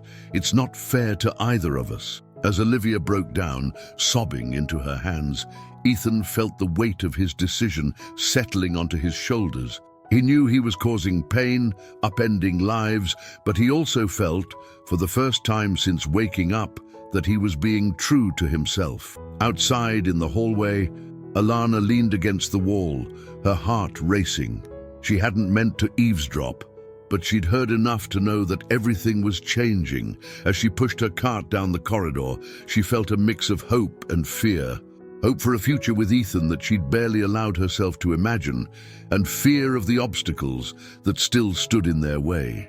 As the Miami sun began to set, casting long shadows across the hospital room, 3 lives stood at a crossroads. Ethan, embracing his new self and the uncertain future it promised. Olivia, facing the crumbling of the life she'd carefully constructed. And Alana, daring to hope for a love she never expected to find. The stage was set for a dramatic reshaping of their world, with consequences that would ripple far beyond the walls of Miami General Hospital. As night fell over the city, the real drama was just beginning to unfold. The news of Ethan Thompson's apparent break from his past life spread through Miami's elite circles like wildfire. Within days, the story had morphed from whispered gossip at country club brunches to front-page headlines in the local papers. Tech tycoon suffers identity crisis, screamed one tabloid, while a more reputable business journal ran with Thompson Technologies in turmoil as CEO struggles with memory loss. For Ethan, ensconced in the relative safety of his hospital room, the outside world's reaction felt distant and surreal. His focus had narrowed to his immediate surroundings and the people who populated his new reality. Chief among them was Alana, whose presence had become both a comfort and a source of growing conflict. On a particularly tense morning, Ethan sat in his room, absently flipping through a tech magazine Olivia had brought him. The articles about AI advancements and market trends that should have fascinated him now felt as foreign as ancient hieroglyphics. He tossed the magazine aside with a frustrated sigh just as a soft knock sounded at his door. "Come in," he called, his mood instantly lifting as Alana entered, pushing her familiar cart. "Good morning, Ethan," she said, her smile warm but tinged with caution. "How are you feeling today?" Ethan's answering smile was genuine. "Better now that you're here," he said softly, causing a blush to rise on Alana's cheeks. As Alana busied herself with her usual tasks, a comfortable silence fell between them. Ethan watched her move about the room, struck once again by the grace and kindness that seemed to radiate from her every gesture. "Alana," he began, his voice low and serious, "we need to talk about what's happening between us." Alana paused in her work, her back to Ethan as she took a deep breath. When she turned to face him, her expression was a mixture of longing and fear. "Ethan, I don't think that's a good idea." "Why not?" Ethan pressed, leaning forward in his bed. "I know you feel it too, this connection between us." Alana's eyes glistened with unshed tears. "Of course I feel it. But Ethan, your life is so complicated right now. You're engaged to Olivia. You have a company to run, a whole life to reclaim. I'm just the cleaning lady." Ethan shook his head vehemently. "No, you're so much more than that. Alana, you're the only person who sees me for who I am now, not who I used to be. That means everything to me." Before Alana could respond, the door burst open, revealing a flustered Olivia. Her eyes darted between Ethan and Alana, narrowing as she took in their proximity. "Ethan, we have a situation," Olivia said, her voice clipped. She turned to Alana, her tone dismissive. "You can go now." Alana nodded, quickly gathering her things and hurrying out of the room. As she passed Olivia, the contrast between the two women couldn't have been starker. Olivia in her designer suit and perfectly coiffed hair. Alana in her simple hospital uniform. Once Alana had left, Olivia turned to Ethan, her expression a mixture of frustration and concern. "The board is in an uproar. They're talking about forcing a vote to remove you as CEO." Ethan felt a twinge of guilt at the panic in Olivia's voice, but it was overshadowed by a strange sense of relief. "Maybe that's for the best," he said quietly. Olivia stared at him in disbelief. "How can you say that, Ethan? This company is your life's work. You've poured everything into it. You can't just walk away." "But that's just it, Olivia," Ethan said, his voice growing stronger. "I don't remember pouring everything into it. I don't remember building it or loving it. The man who did those things, he's not me anymore." Olivia sank into the chair by his bed, her composure cracking. "Then who are you, Ethan?" "Because the man I fell in love with, the man I agreed to marry, he wouldn't give up so easily." Ethan reached out, taking Olivia's hand in a gesture of comfort that felt more obligatory than genuine. "I'm sorry, Olivia. I know this isn't fair to you, but I can't pretend to be someone I'm not, even for you." Tears spilled down Olivia's cheeks as she pulled her hand away. "Is this because of her? That girl?" Ethan sighed, knowing he owed Olivia the truth. "Alana is part of it, yes, but it's more than that. It's about who I am now, who I want to be." Olivia stood abruptly, wiping away her tears with an angry swipe. "You're making a mistake, Ethan. You're throwing away everything we've built together for some fantasy with a woman you barely know." As Olivia stormed out of the room, Ethan felt a mixture of guilt and relief wash over him. He knew he was causing pain, upending lives, but he also felt, for the first time since waking up, that he was on the right path. Outside in the hallway, Alana leaned against the wall, her heart racing. She hadn't meant to eavesdrop, but she'd heard enough to know that everything was changing. As she pushed her cart down the corridor, she felt a mix of hope and fear. Hope for a future with Ethan that she'd barely allowed herself to imagine, and fear of the obstacles that still stood in their way. Meanwhile, in the executive boardroom of Thompson Technologies, an emergency meeting was underway.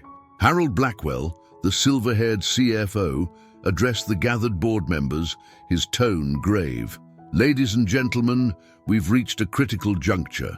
With Ethan Thompson apparently unwilling or unable to resume his duties, we must consider our options for the future of this company." As the board members debated the merits of appointing an interim CEO or seeking a buyer for the company, none of them could have predicted the storm that was brewing.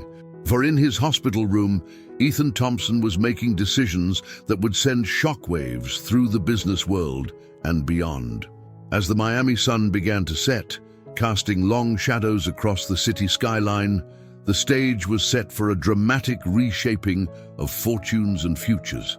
The tech empire Ethan had built stood on the brink of transformation, while three intertwined lives, Ethan's, Olivia's, and Alana's, teetered on the edge of irrevocable change. The real drama, it seemed, was just beginning to unfold. The following week brought a whirlwind of changes that would alter the course of Ethan Thompson's life forever. As news of his potential removal as CEO spread, the business world buzzed with speculation, and Thompson Technologies' stock price fluctuated wildly. On a crisp Monday morning, Ethan sat in his hospital room, surrounded by an array of documents. "Doctor," Rodriguez had finally cleared him for discharge, and he was preparing to face the world outside the protective cocoon of Miami General Hospital. A soft knock at the door drew his attention. "Come in," he called, expecting to see a nurse or perhaps Alana. Instead, it was Jake, his best man and longtime friend, who entered. Jake's usually carefree demeanor was replaced by a look of concern. "Hey, buddy," he said, settling into the chair by Ethan's bed. "And how are you holding up?" Ethan offered a wan smile. "As well as can be expected, I suppose. It's good to see you, Jake." Jake nodded, his expression serious. "Ethan, I've got to ask, are you sure about this? Stepping down from the company, calling off the wedding with Olivia, it's a lot to process." Ethan sighed, running a hand through his hair. "I know it seems crazy, Jake, but I can't keep pretending to be someone I don't remember being. It's not fair to anyone, least of all myself." Jake leaned forward, his voice low and urgent. "But what about everything you've built? The company, your reputation, the life you had with Olivia? Are you really willing to walk away from all of that?" For a moment, Ethan was quiet, considering Jake's words. Then, with a clarity that surprised even himself, he spoke. "Jake, do you remember when we were in college, and I used to talk about changing the world? Not just making money, but really making a difference?" Jake nodded slowly. "Yeah, you were always going on about sustainable technology and ethical innovation, but then you got into the big leagues, and, well, things changed." Ethan's eyes lit up with a passion Jake hadn't seen in years. "That's the thing, Jake. I don't remember changing. I don't remember deciding that profit was more important than purpose. And now I have a chance to go back to those ideals, to be the person I always wanted to be." As Jake absorbed Ethan's words, the door opened again, and Alana entered. She paused when she saw Jake, uncertainty flickering across her face. Ethan's entire demeanor changed at the sight of her, his face softening into a warm smile. "Alana, come in.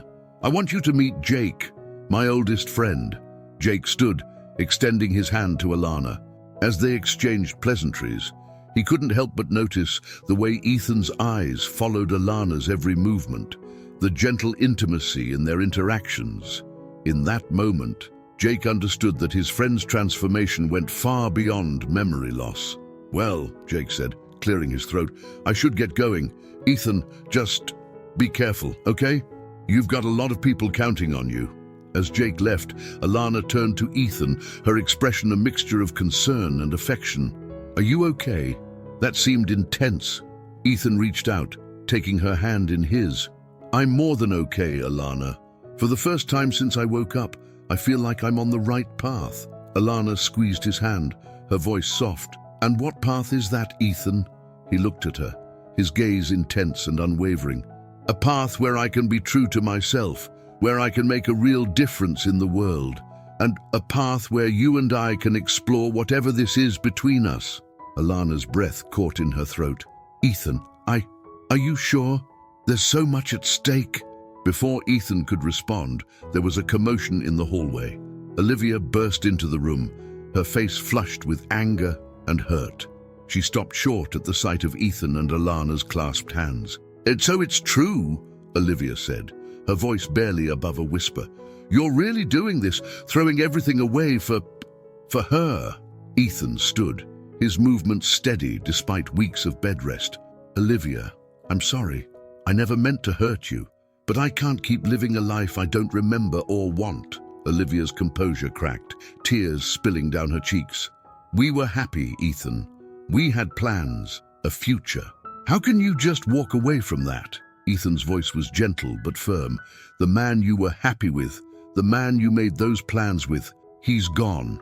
Olivia, I'm not him anymore, and pretending to be him would only hurt us both in the long run."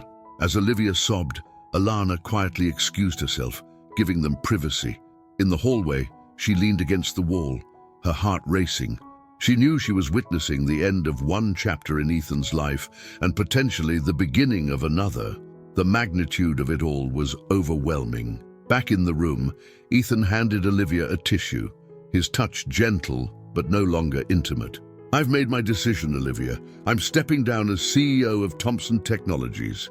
I'm going to use my resources to start a new company, one focused on sustainable technology and ethical innovation.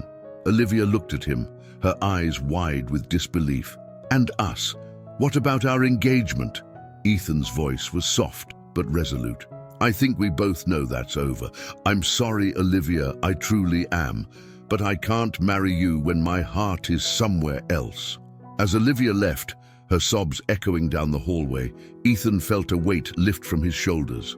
He knew the road ahead would be challenging, filled with legal battles, media scrutiny, and personal reckonings. But for the first time since waking up in this hospital room, he felt truly alive, truly himself. He found Alana in the hallway, her face a mixture of hope and uncertainty. "Alana," he said, taking her hands in his, "I know this is all happening so fast, and I know it's a lot to ask, but I want you to be part of this journey with me. Will you?" Alana looked into Ethan's eyes, seeing the man she'd come to know and love over these past weeks, a man of compassion, of vision, of integrity, a man so different from the corporate tycoon she'd first seen, wheeled into the hospital. "Yes," she whispered, her heart full of hope and trepidation. "Yes, I will." As they embraced, the Miami sun streamed through the hospital windows, illuminating the start of a new chapter. Outside, the world waited, full of challenges and opportunities. Ethan Thompson, once a titan of industry, was about to embark on his greatest adventure yet, rediscovering himself and reshaping his world, with Alana by his side. The stage was set for a story of redemption, innovation, and love that would captivate Miami and beyond. As Ethan signed his discharge papers, he knew that this was not an ending, but a beginning. The real journey was just starting, and he was ready to face it head-on with a clear conscience and an open heart. The day Ethan Thompson walked out of Miami General Hospital was one that would be remembered for years to come. The media frenzy that greeted him was unlike anything the city had seen in recent memory. Reporters jostled for position, their questions overlapping in a cacophony of curiosity and speculation. "Mr. Thompson, is it true you're stepping down as CEO?"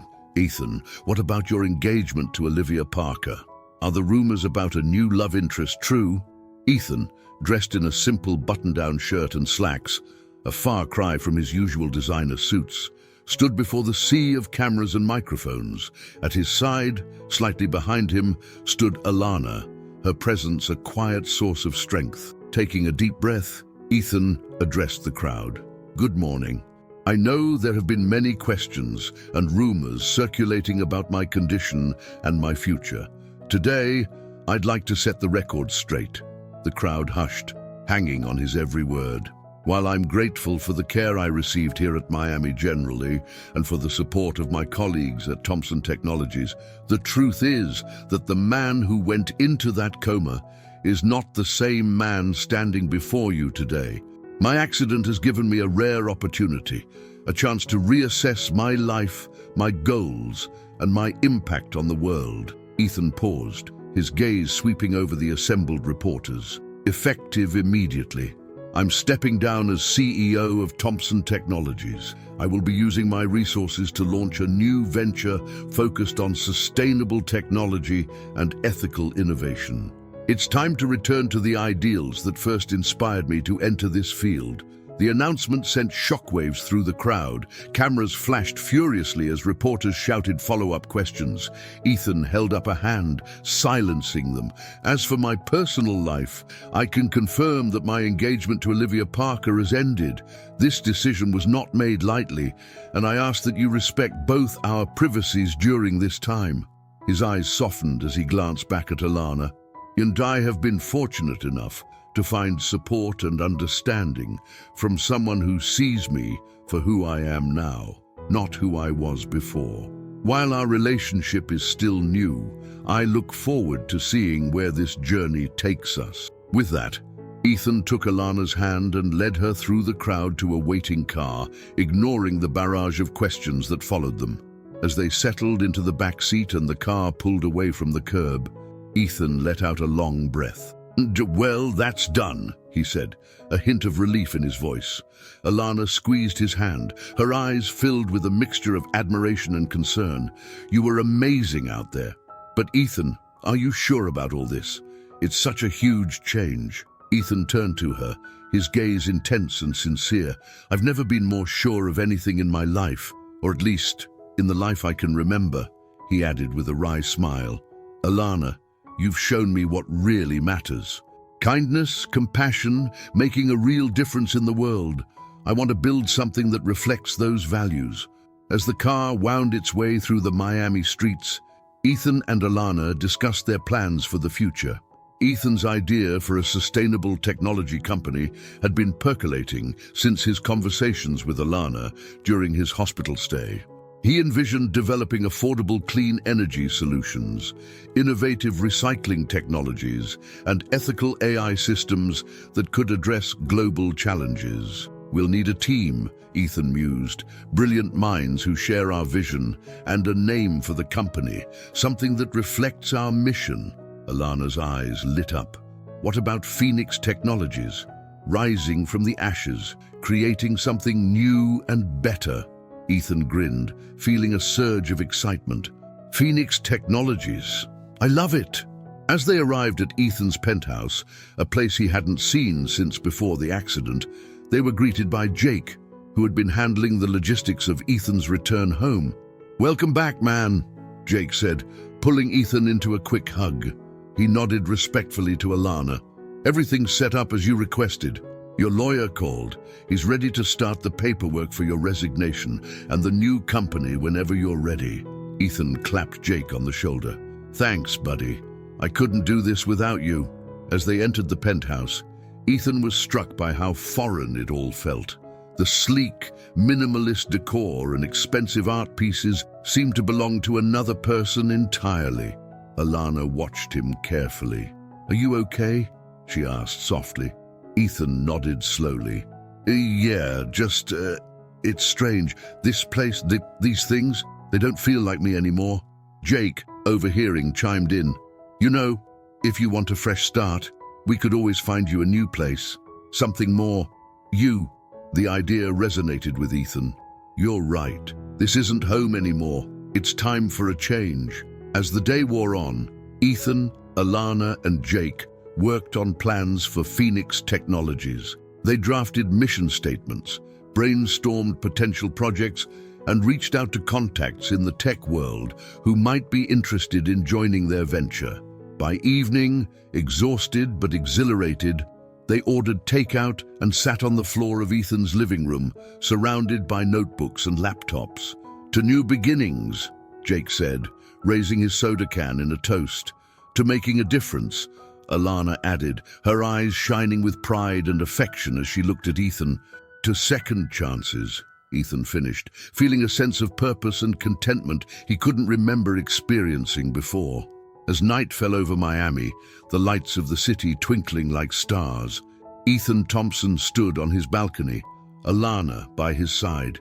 He thought about the whirlwind of changes that had brought him to this moment: the accident, the coma, the loss of his memories, and the unexpected gift of a new perspective on life. "Are you ready for this?" Alana asked, her voice soft in the warm night air. Ethan turned to her, taking in her beautiful face, her kind eyes, the strength and compassion that had drawn him to her from the start. "With you by my side," he said, pulling her close. "I'm ready for anything." As they shared a tender kiss, the Miami skyline spread out before them like a canvas of possibility. The road ahead would be challenging, filled with obstacles and uncertainties. But for Ethan Thompson and Alana Martinez, it was the beginning of a grand adventure, one that promised not just success, but fulfillment, purpose, and a love born from the ashes of an old life. The story of Phoenix Technologies was about to unfold, and with it, a new chapter in the lives of two people who had found each other against all odds. As the stars twinkled overhead, Ethan and Alana looked to the future with hope, determination, and the unshakable belief that together they could change the world. The weeks following Ethan's dramatic press conference were a whirlwind of activity. The media frenzy surrounding his decision to step down from Thompson Technologies and launch a new venture had barely died down when Ethan and his fledgling team began the arduous process of bringing Phoenix Technologies to life. Ethan had converted the spacious living room of his penthouse into a makeshift office, with whiteboards covering the walls and laptops scattered across every available surface. On this particular morning, he stood before one of the boards, marker in hand, as he outlined their latest project idea to Jake and Alana. "So the core concept is a decentralized energy grid," Ethan explained, his eyes alight with enthusiasm. We'll use a combination of solar, wind, and kinetic energy harvesting, all linked by a blockchain-based distribution system. It could revolutionize how we think about power generation and consumption." Jake nodded, his expression thoughtful. "It's ambitious, no doubt about that, but the infrastructure costs will be offset by long-term savings and increased efficiency." Alana chimed in, her voice confident. She had thrown herself into learning about sustainable technology with a passion that matched Ethan's own. Plus, think of the positive environmental impact. Ethan beamed at her, still amazed by how in sync they were. "Exactly. This isn't just about profit. It's about creating real, lasting change." As they continued to brainstorm, Ethan's phone buzzed insistently. He glanced at the screen and frowned. "It's Olivia," he said, a hint of apprehension in his voice. Alana and Jake exchanged a look. "You should take it," Alana said softly. "It might be important." Ethan nodded, stepping out onto the balcony for privacy. "Olivia, is everything okay?" Olivia's voice came through, tense and clipped. "Ethan, we need to talk. The board is in an uproar. Your sudden departure has left the company vulnerable, and there's talk of a hostile takeover." Ethan felt a pang of guilt. Despite his decision to leave, he never wanted to see the company he built suffer. "I'm sorry to hear that, Olivia. What can I do?" "They want you to come back, Ethan, just temporarily, to steady the ship. Your presence could calm the investors and give us time to implement a transition plan." Ethan's mind raced. The idea of returning to Thompson Technologies, even briefly, filled him with dread. It felt like a step backward, away from the new life he was building. But he couldn't ignore the responsibility he felt towards the employees, whose livelihoods depended on the company's stability. "Let me think about it," he said finally. "I'll get back to you soon." As he ended the call, Ethan turned to find Alana standing in the doorway, concern etched on her face. "Is everything all right?" she asked. Ethan sighed, running a hand through his hair.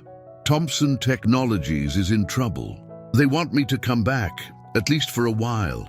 Alana's expression was unreadable. "And what do you want to do?" "I don't know," Ethan admitted. "Part of me feels responsible, like I should help, but the thought of going back there, of being that person again." Alana stepped closer, taking his hand in hers. "Ethan, listen to me. You're not abandoning your responsibilities by choosing a different path. Sometimes the most responsible thing we can do is stay true to ourselves." Her words resonated deeply with Ethan. He pulled her into an embrace, drawing strength from her presence. "What did I do to deserve you?" he murmured into her hair. As they stood there, the Miami skyline stretching out before them, Ethan felt a sense of clarity wash over him. He knew what he had to do. Re-entering the living room, Ethan addressed Jake and Alana. I'm not going back to Thompson Technologies," he said firmly, "but I do have an idea." Over the next hour, Ethan outlined a bold plan. Instead of returning to his old company, he proposed a collaboration between Thompson Technologies and Phoenix Technologies. They would offer to develop sustainable solutions for Thompson's existing products and services, creating a mutually beneficial partnership that could save the company while advancing Phoenix's mission. It's risky," Jake cautioned. "Thompson's board might see it as a ploy to take control." "Then we'll make it clear that this is a limited engagement," Ethan countered. We're not looking to absorb Thompson Technologies. We're offering them a lifeline and a chance to be part of something revolutionary." Alana's eyes shone with pride. "It's brilliant, Ethan. It stays true to our goals while potentially saving thousands of jobs." With the team in agreement, Ethan called Olivia back, outlining his proposal. There was a long pause on the other end of the line. "It's an interesting idea," Olivia said finally, her tone cautiously optimistic. "I'll present it to the board, but Ethan, you'll need to make the pitch yourself. Your vision, your passion, that's what they need to see." Ethan agreed, setting up a meeting for the following week. As he hung up, he felt a mixture of excitement and trepidation. This would be his first time facing his old colleagues since his dramatic departure. The days leading up to the board meeting were intense. Ethan, Alana, and Jake worked tirelessly to refine their proposal, preparing for every possible question and objection. They brought in experts in sustainable technology and corporate partnerships to strengthen their case. On the morning of the meeting, Ethan stood before his bedroom mirror, adjusting his tie. He had opted for a suit, a concession to the corporate world he was re-entering, but chose one in a shade of green that subtly reinforced Phoenix's environmental mission. Alana appeared in the doorway, looking professional, yet approachable in a tailored pantsuit. "Ready?" she asked, her voice conveying both support and question. Ethan turned to her, drinking in her presence. In the weeks since his discharge from the hospital, their relationship had deepened, growing into a partnership that transcended both the personal and professional realm. "With you by my side, I'm ready for anything," he said, echoing the words he'd spoken on that first night of their new beginning. As they drove to the Thompson Technologies headquarters, Ethan felt a surreal sense of déjà vu. The last time he'd made this drive, he had been a different man, ambitious, certainly, but also driven by profit and personal gain. Now, as he looked at Alana in the passenger seat and thought of the vision they shared for Phoenix Technologies, he knew he was exactly where he was meant to be. Entering the familiar boardroom, Ethan was met with a mix of curious and skeptical faces. Olivia sat at the head of the table, her expression unreadable. As Ethan began his presentation, he could feel the energy in the room shift. He spoke passionately about the potential for sustainable technology, not just as a moral imperative, but as a sound business strategy. He outlined how a partnership between Thompson and Phoenix could position both companies at the forefront of a rapidly evolving industry. "Gentlemen, ladies," Ethan concluded, his voice ringing with conviction, "we have an opportunity here to do more than just save a company.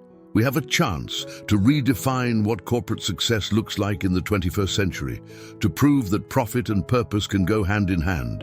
Are you ready to be part of that revolution?"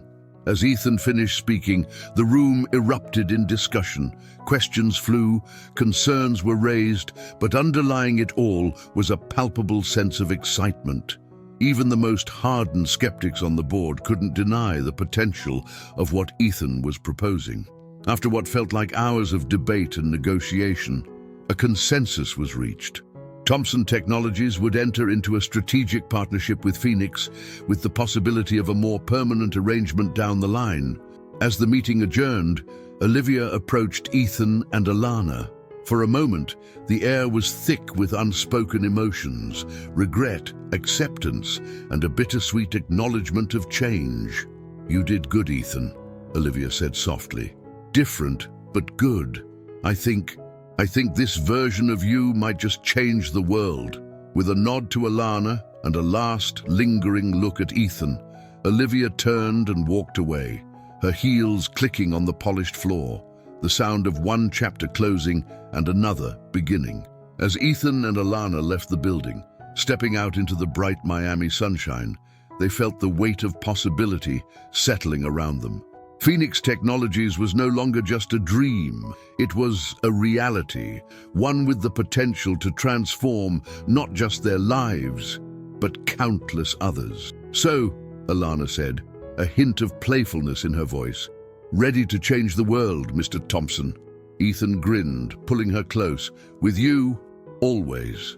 As they drove away from Thompson Technologies, the skyline of Miami spread out before them like a canvas of endless possibility. For Ethan Thompson and Alana Martinez, this was more than just a new business venture or a fresh start. It was the beginning of a grand adventure, one that promised not just success, but fulfillment, purpose, and a love that had blossomed against all odds. The story of Phoenix Technologies was just beginning, and with it, a new chapter in the lives of two people who had found each other in the most unexpected of circumstances. As the sun shone down on their intertwined hands, Ethan and Alana looked to the future with hope, determination, and the unshakable belief that together they could indeed change the world. 6 months had passed since the fateful board meeting that launched the partnership between Thompson Technologies and Phoenix Technologies. The Miami business world, initially skeptical of Ethan Thompson's dramatic career pivot, was now abuzz with excitement over the innovative projects emerging from this unlikely collaboration. On a warm autumn morning, Ethan stood at the podium of a crowded conference hall, addressing an audience of industry leaders, environmental activists, and curious onlookers. Behind him, a large screen displayed the Phoenix Technologies logo, a stylized bird rising from flames, its wings forming a circuit board pattern. "Ladies and gentlemen," Ethan began, his voice resonating with passion and conviction, "today marks a significant milestone in our journey towards a sustainable future. I'm thrilled to announce that Phoenix Technologies, in partnership with Thompson Tech, has successfully implemented our decentralized energy grid in 3 Miami neighborhoods." A wave of applause rippled through the audience. Ethan's gaze found Alana in the front row, her proud smile fueling his confidence. "This isn't just about providing cleaner energy," he continued. "It's about empowering communities, creating jobs, and proving that ethical innovation can be both profitable and transformative. And this is just the beginning." As Ethan outlined the next phase of their plans, including an ambitious project to develop biodegradable electronics, he could sense the energy in the room building. People were leaning forward in their seats, eyes alight with the possibilities he was presenting. After the presentation, as Ethan navigated through a sea of handshakes and congratulations, he felt a tap on his shoulder. Turning, he found himself face to face with Olivia Parker. "Impressive work, Ethan," she said, her tone professional but with a hint of warmth. "Thompson Tech's stock is up 15% since the partnership announcement. The board couldn't be happier." Ethan smiled, genuinely pleased to see her. The awkwardness that had initially characterized their post-breakup interactions had gradually given way to a respectful, if somewhat distant, professional relationship. "That's great news, Olivia. How are you doing? I heard you've been spearheading the company's new AI ethics initiative." Olivia nodded, a flash of enthusiasm crossing her face. "Yes, it's been challenging but incredibly rewarding. In a way, I have you to thank for that. Your change of perspective inspired some soul-searching of my own." Before Ethan could respond, Alana approached, her hand naturally finding its way into his. "Olivia, it's good to see you," she said, her tone sincere. Olivia's gaze flickered between them, a fleeting shadow of what might have been crossing her features before she smoothed it away with a polite smile. "You too, Alana. You should be proud. I hear you've been instrumental in developing the community outreach programs for the Energy Grid project." As the 3 of them chatted, Ethan marveled at how much had changed. 6 months ago, this scenario would have seemed impossible. Now, it felt like a natural evolution, 3 professionals united by a common goal, personal history set aside in service of a greater purpose. Later that evening, Ethan and Alana strolled hand in hand along Miami Beach, the setting sun painting the sky in vibrant oranges and pinks. They had traded their business attire for casual beachwear, relishing the opportunity to unwind after the high-stakes presentation. "You were amazing today," Alana said, squeezing Ethan's hand. And the way you spoke about our vision, I could see people's minds opening to the possibilities. Ethan pulled her close, planting a kiss on her forehead. I couldn't have done any of this without you, you know. Your compassion, your insights, they've shaped everything we're building. As they walked, Ethan's mind wandered to the journey that had brought them to this point. The accident that had wiped away his memories but opened his eyes to a new way of living. The weeks in the hospital where an unexpected connection blossomed into love. The challenges they'd faced in launching Phoenix Technologies and convincing the business world that profit and purpose could coexist. Penny, for your thoughts, Alana asked, noticing his contemplative mood. Ethan smiled, turning to face her as they stopped walking. The beach was nearly empty now, the sound of the waves providing a soothing backdrop. I was just thinking about how lucky I am, he said softly. Not just professionally, but personally. Finding you, building this life together, it's more than I could have ever imagined. Alana's eyes shimmered with emotion. I feel the same way. Sometimes, I still can't believe how much our lives have changed in such a short time. Ethan took a deep breath, his heart racing with nervous excitement. He had been planning this moment for weeks, waiting for the perfect opportunity. Alana, he began, taking both her hands in his. You've been by my side through the most challenging and rewarding months of my life, or at least, the life I can remember. He chuckled softly at their inside joke. You've seen me at my most vulnerable and my most inspired. You've challenged me, supported me, and loved me in a way I never knew was possible. Alana's breath caught as Ethan slowly lowered himself to one knee, pulling a small velvet box from his pocket. I may not remember my past, but I know with absolute certainty that I want my future to be with you. Alana Martinez, will you marry me? Tears spilled down Alana's cheeks as she nodded emphatically. Yes, she whispered, then louder. Yes, of course I'll marry you. As Ethan slipped the ring, a modest but beautiful emerald, symbolizing growth and new beginnings, onto her finger, cheers erupted from further down the beach. They looked up to see Jake and a small group of their closest friends emerging from behind a dune, champagne bottles in hand. The impromptu celebration lasted well into the night, with toasts, laughter, and heartfelt congratulations. As Ethan and Alana stood surrounded by their chosen family, the Miami skyline twinkling in the distance, they felt a profound sense of gratitude and excitement for the future. Later, as they lay in bed in their new home, a cozy beachfront cottage that better reflected their values than Ethan's old penthouse, Alana traced lazy patterns on Ethan's chest. You know, she said thoughtfully, a year ago, if someone had told me I'd be engaged to Ethan Thompson, helping run a sustainable tech company, I would have thought they were crazy. Ethan chuckled, pulling her closer. Life has a funny way of surprising us. I may have lost my old memories, but I wouldn't trade the ones we've made together for anything. As they drifted off to sleep, wrapped in each other's arms, the gentle sound of waves in the background, Ethan and Alana felt a deep sense of contentment. They had faced numerous challenges and knew there would be more to come, but together they were ready for whatever life had in store. The story of Phoenix Technologies was still unfolding, promising innovation, purpose, and positive change.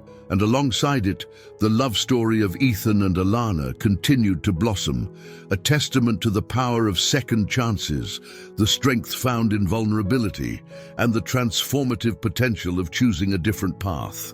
As Miami slumbered around them, two hearts beat as one, dreaming of a future filled with promise, purpose, and the endless possibilities that come from daring to rise from the ashes and spread one's wings. The year following Ethan and Alana's engagement was a whirlwind of personal and professional milestones. Phoenix Technologies had grown from a fledgling startup to a respected name in sustainable innovation, with projects spanning across the United States and beyond. As their wedding day approached, Ethan and Alana found themselves balancing the demands of their rapidly expanding company with the excitement of planning their future together. On a crisp spring morning, Ethan stood at the helm of Phoenix Technologies' newly inaugurated headquarters. a state-of-the-art, zero-emission building that served as a living showcase of their sustainable technologies. The lobby bustled with activity as employees and visitors marveled at the living walls, kinetic floor tiles generating electricity with each step, and holographic displays showcasing ongoing projects. Mr. Thompson, a young intern, approached, tablet in hand. The team from the UN Environmental Program has arrived for the tour. Ethan nodded, straightening his tie, made from recycled ocean plastics, a product of one of Phoenix's subsidiary companies. "Thank you, Carlos. I'll be right there." As he made his way to the conference room, Ethan's phone buzzed with a message from Alana. "Don't forget, cake tasting at 3. Love you." A smile spread across his face as he quickly typed a reply. "Wouldn't miss it for the world. Can't wait to see you." Entering the conference room, Ethan was greeted by a diverse group of international delegates. Among them, he recognized Dr. Emilia Cortez, a renowned environmental scientist whose work had been instrumental in shaping global climate policies. "Welcome to Phoenix Technologies," Ethan began, his voice warm and confident. "We're honored to host you today and share our vision for a sustainable future." As Ethan led the group on a tour of the facility, he couldn't help but reflect on the journey that had brought him to this point.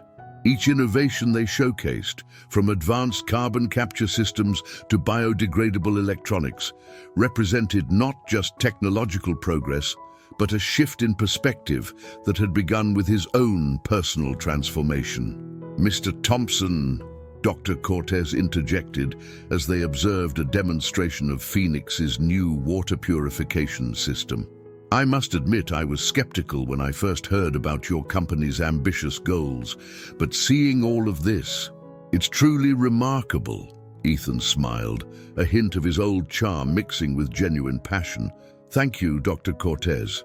We believe that the key to addressing global challenges lies in reimagining our relationship with technology and the environment. It's not about sacrifice, but about innovation and harmony." As the tour concluded, the delegates gathered in the rooftop garden, a lush oasis powered by the building's solar and wind systems. Over a lunch of sustainably sourced local cuisine, discussions flowed freely about potential collaborations and global initiatives. Ethan found himself in deep conversation with Dr. Cortez about Phoenix's latest project, a plan to revitalize depleted farmland, using a combination of AI-driven crop rotation and natural soil enrichment techniques. The potential impact of this technology in developing nations could be immense, Dr. Cortez mused, her eyes alight with excitement. "To Mr. Thompson, I believe the UN would be very interested in partnering with Phoenix on a pilot program." Ethan's heart raced at the possibilities. "We would be honored to work with the UN on such an initiative." Dr. Cortez, "Perhaps we could set up a follow-up meeting to discuss the details." As the delegates departed, promises of future collaboration filling the air, Ethan checked his watch. He had just enough time to make it to the cake tasting with Alana. Rushing through Miami traffic, Ethan's mind whirled with the day's events. The potential UN partnership could open doors for Phoenix to make a real, tangible difference on a global scale. Yet, as exciting as that prospect was, he found himself equally thrilled by the simple joy of choosing a wedding cake with the woman he loved. Arriving at the bakery, Ethan found Alana already seated, a spread of cake samples before her. Her face lit up as he entered, and Ethan felt the familiar warmth that her presence always brought. "Sorry I'm a little late," he said, leaning in to kiss her cheek. "The meeting with the UN delegates ran long, but it went incredibly well." Alana squeezed his hand, her eyes shining with pride. "That's wonderful, Ethan. Tell me all about it while we taste these cakes." As they sampled various flavors, from classic vanilla to exotic passion fruit, Ethan recounted the day's events. Alana listened intently, offering insights and asking thoughtful questions that reminded Ethan why she was not just his partner in life, but an integral part of Phoenix's success. "A UN partnership would be amazing," Alana mused, licking a bit of frosting from her finger. Now, but we need to make sure we don't lose sight of our local initiatives. Remember, change starts at home. Ethan nodded, once again marveling at Alana's ability to keep him grounded. You're absolutely right. Balance is key. As they debated the merits of different cake flavors, their conversation drifted to wedding plans and hopes for the future. Despite the growing demands of their professional lives, moments like these reminded them of the importance of nurturing their personal relationship. You know, Ethan said softly, reaching across the table to take Alana's hand, with all the craziness of running Phoenix, sometimes I have to pinch myself to believe this is real, that I get to change the world and marry the woman of my dreams. Alana's eyes misted over. I feel the same way. We've come so far from those days in the hospital. I'm so proud of you, Ethan, and of what we're building together. As they left the bakery, having finally settled on a lemon lavender cake with buttercream frosting, Ethan's phone buzzed with an email from Dr. Cortez. The UN was eager to move forward with the partnership, proposing a series of meetings to hash out the details. Ethan showed the email to Alana, both of them buzzing with excitement at the possibilities ahead. As they walked hand in hand down the Miami sidewalk, the setting sun casting a golden glow over the city, they felt a profound sense of purpose and unity. The road ahead would undoubtedly bring challenges, balancing the demands of a growing company with their personal lives, navigating the complex world of international partnerships, and continuing to push the boundaries of sustainable innovation. But as Ethan and Alana looked at each other, they knew that together they could face anything. Phoenix Technologies was more than just a company. It was a testament to the power of second chances, the importance of staying true to one's values, and the incredible things that can happen when love and purpose align. As the sun dipped below the horizon, painting the Miami sky in brilliant hues, Ethan and Alana looked to the future with hope, determination, and the unshakable belief that their greatest adventures were still to come. The winds of progress were blowing, carrying with them the seeds of change that Ethan and Alana had planted, and as they walked towards their future, hand in hand, they knew that the story of Phoenix and their love was far from over. It was, in many ways, just beginning. The day of Ethan and Alana's wedding dawned bright and clear, a perfect Miami morning that seemed to mirror the joy and optimism of the occasion. The ceremony was to be held on the beach near their home, a far cry from the lavish society wedding Ethan might have once envisioned. As Ethan stood beneath an arch woven with local wildflowers and recycled materials, he felt a sense of peace and rightness that he couldn't remember experiencing before. Jake stood beside him as best man, grinning broadly at the assembled guests, a diverse mix of Phoenix employees, local community members, and a few key figures from the business and environmental worlds. The soft strains of acoustic guitar announced Alana's arrival. As she walked down the sandy aisle, radiant in a simple yet elegant dress made from sustainable fabrics, Ethan felt his breath catch. Their eyes met, and in that moment, all the challenges they had faced, all the obstacles they had overcome, seemed to fade away. "Indeed, we gather here today," the officiant began, "to celebrate not just the union of Ethan and Alana, but the power of transformation, second chances, and the beauty that can arise from unexpected circumstances." As they exchanged vows, Ethan and Alana's words reflected not just their love for each other, but their shared commitment to making a positive impact on the world. "Alana," Ethan said, his voice thick with emotion, "you didn't just help me recover my health, you helped me discover my true self. With you, I've learned that success isn't measured by wealth or power, but by the positive change we create. I promise to stand by you, to support your dreams, and to work alongside you in building a better world." Alana's eyes shimmered with tears as she responded. And Ethan, your journey has inspired me to reach for heights I never thought possible. Your courage in charting a new path reminds me daily that it's never too late to redefine ourselves. I promise to be your partner in all things, to challenge you when needed, and to always believe in the vision we share. As they sealed their vows with a kiss, cheers erupted from the assembled guests. The celebration that followed was a joyous blend of tradition and innovation, local, sustainably sourced cuisine, decorations made from reclaimed materials, and even a dance floor that generated electricity from the guests' movements. Amidst the festivities, Ethan found himself in conversation with Dr. Amelia Cortez, who had flown in for the wedding. "Congratulations, Ethan," she said warmly. "I must say, this wedding is a perfect reflection of Phoenix's ethos, joyful, community-oriented, and mindful of its environmental impact." Ethan beamed with pride. "Thank you, Amelia. Alana and I wanted every aspect of our wedding to align with our values. Speaking of which, how are the preparations coming for the UN pilot program?" Dr. Cortez's eyes lit up. "Incredibly well. The first phase is set to launch in East Africa next month. Your team's work on the AI-driven crop rotation system is truly groundbreaking." As they discussed the project's potential impact, Ethan felt a tap on his shoulder. He turned to find Olivia standing there, a small, wrapped package in her hands. "Ethan, Alana," she said, her voice warm but tinged with a hint of wistfulness. "Congratulations. I wanted to give you this in person." As Ethan and Alana unwrapped the gift, they gasped in surprise. It was a beautifully framed photograph of the three of them at the hospital, taken on the day Ethan was discharged. "I know it might seem like an odd choice," Olivia explained, "but I wanted you to have a reminder of where this all began.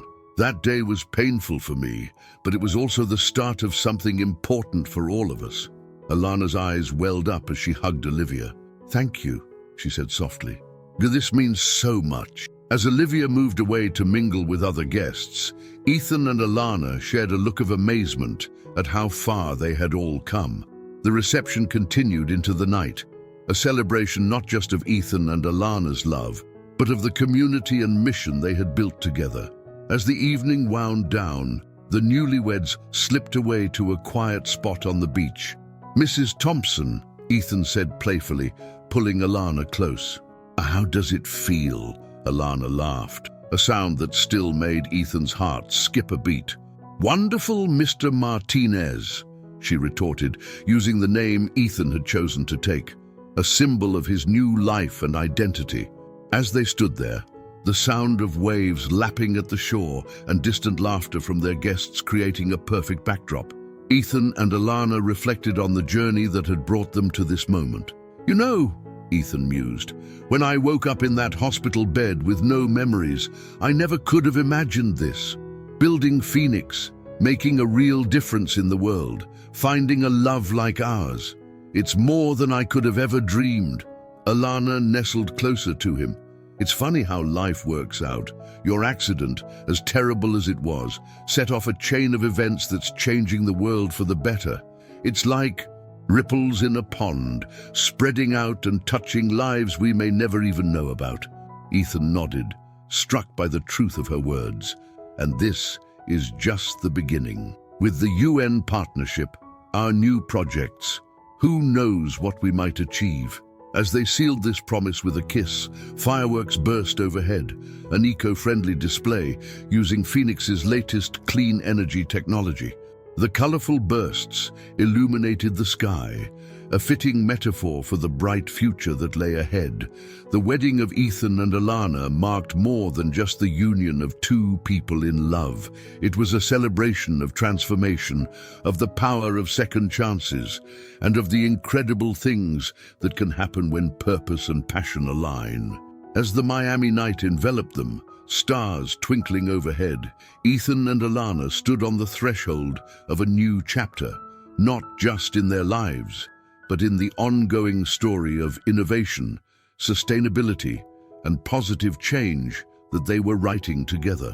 The ripples from their union, their work, and their love would continue to spread, touching lives and inspiring change in ways they could only begin to imagine. For Ethan and Alana, this was not an ending, but a beautiful new beginning of their life together, of Phoenix's mission, and of a future filled with endless possibilities. The year following Ethan and Alana's wedding was marked by rapid growth and expanding influence for Phoenix Technologies. Their partnership with the United Nations had opened doors to global markets and challenges, pushing the company to innovate at an unprecedented pace.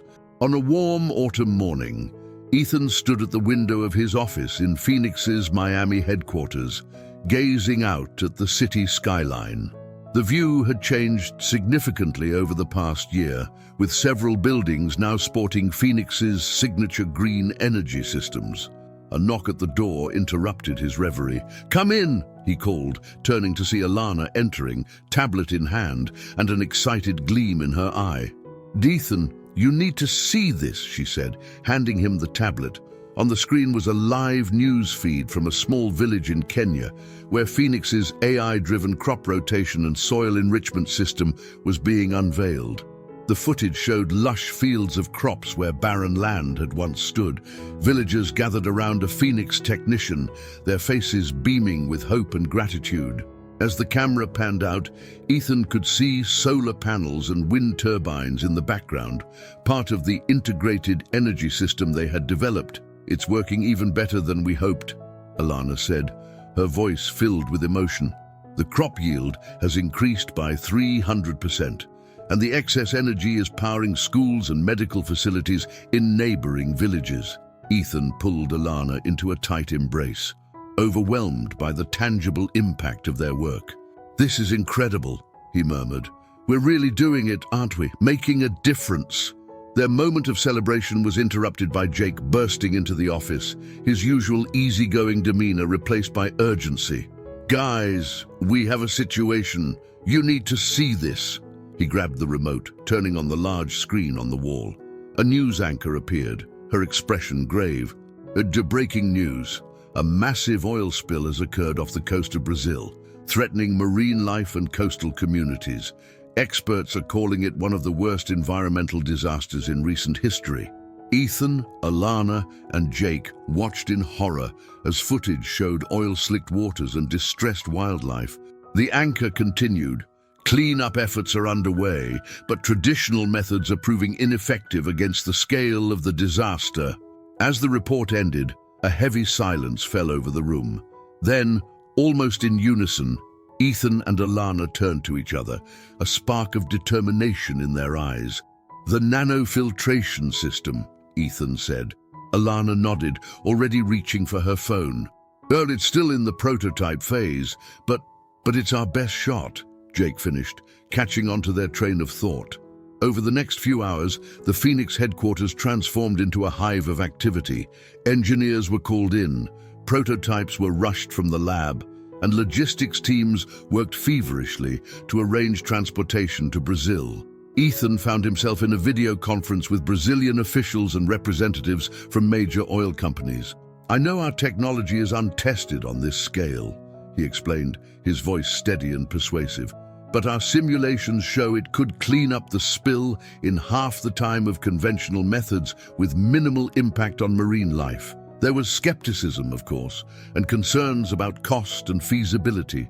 But as Ethan laid out the potential of Phoenix's nanofiltration system, swarms of microscopic robots that could separate oil from water at the molecular level, he could see the tide of opinion turning. "Mr. Thompson," the Brazilian environmental minister said finally, "given the urgency of the situation, we are prepared to give Phoenix Technologies the green light. How soon can your team be on site?" Ethan glanced at Alana, who nodded confidently. "We can have an advanced team on the ground within 24 hours, he replied. "Full deployment will follow within the week." As the video conference ended, a cheer went up from the Phoenix employees who had gathered to watch. Ethan turned to address them, his heart swelling with pride. "This is what we've been working towards," he said, his voice carrying across the suddenly quiet room. "A chance to make a real, immediate difference in the face of environmental disaster. I know I'm asking a lot, but I need every one of you to give your all in the coming days and weeks. The world is watching, and more importantly, countless lives, human and animal, are depending on us." The response was immediate and overwhelming. Volunteers stepped forward, teams reorganized on the fly, and a sense of purpose electrified the air. As night fell, Ethan and Alana found themselves on a private jet bound for Brazil, surrounded by crates of equipment and a team of Phoenix's best engineers. Despite the gravity of the situation, there was an undercurrent of excitement. This was their chance to prove that Phoenix's vision of harmonizing technology and nature could work on a global scale. Are you nervous?" Alana asked softly, taking Ethan's hand as the coastline of Brazil came into view, the oil slick visible even from the air. Ethan squeezed her hand, his eyes fixed on the horizon. "A little," he admitted, "but mostly I feel ready. Like everything we've done, everything we've been through has been leading to this moment." Alana nodded, understanding completely. "Whatever happens, we're in this together.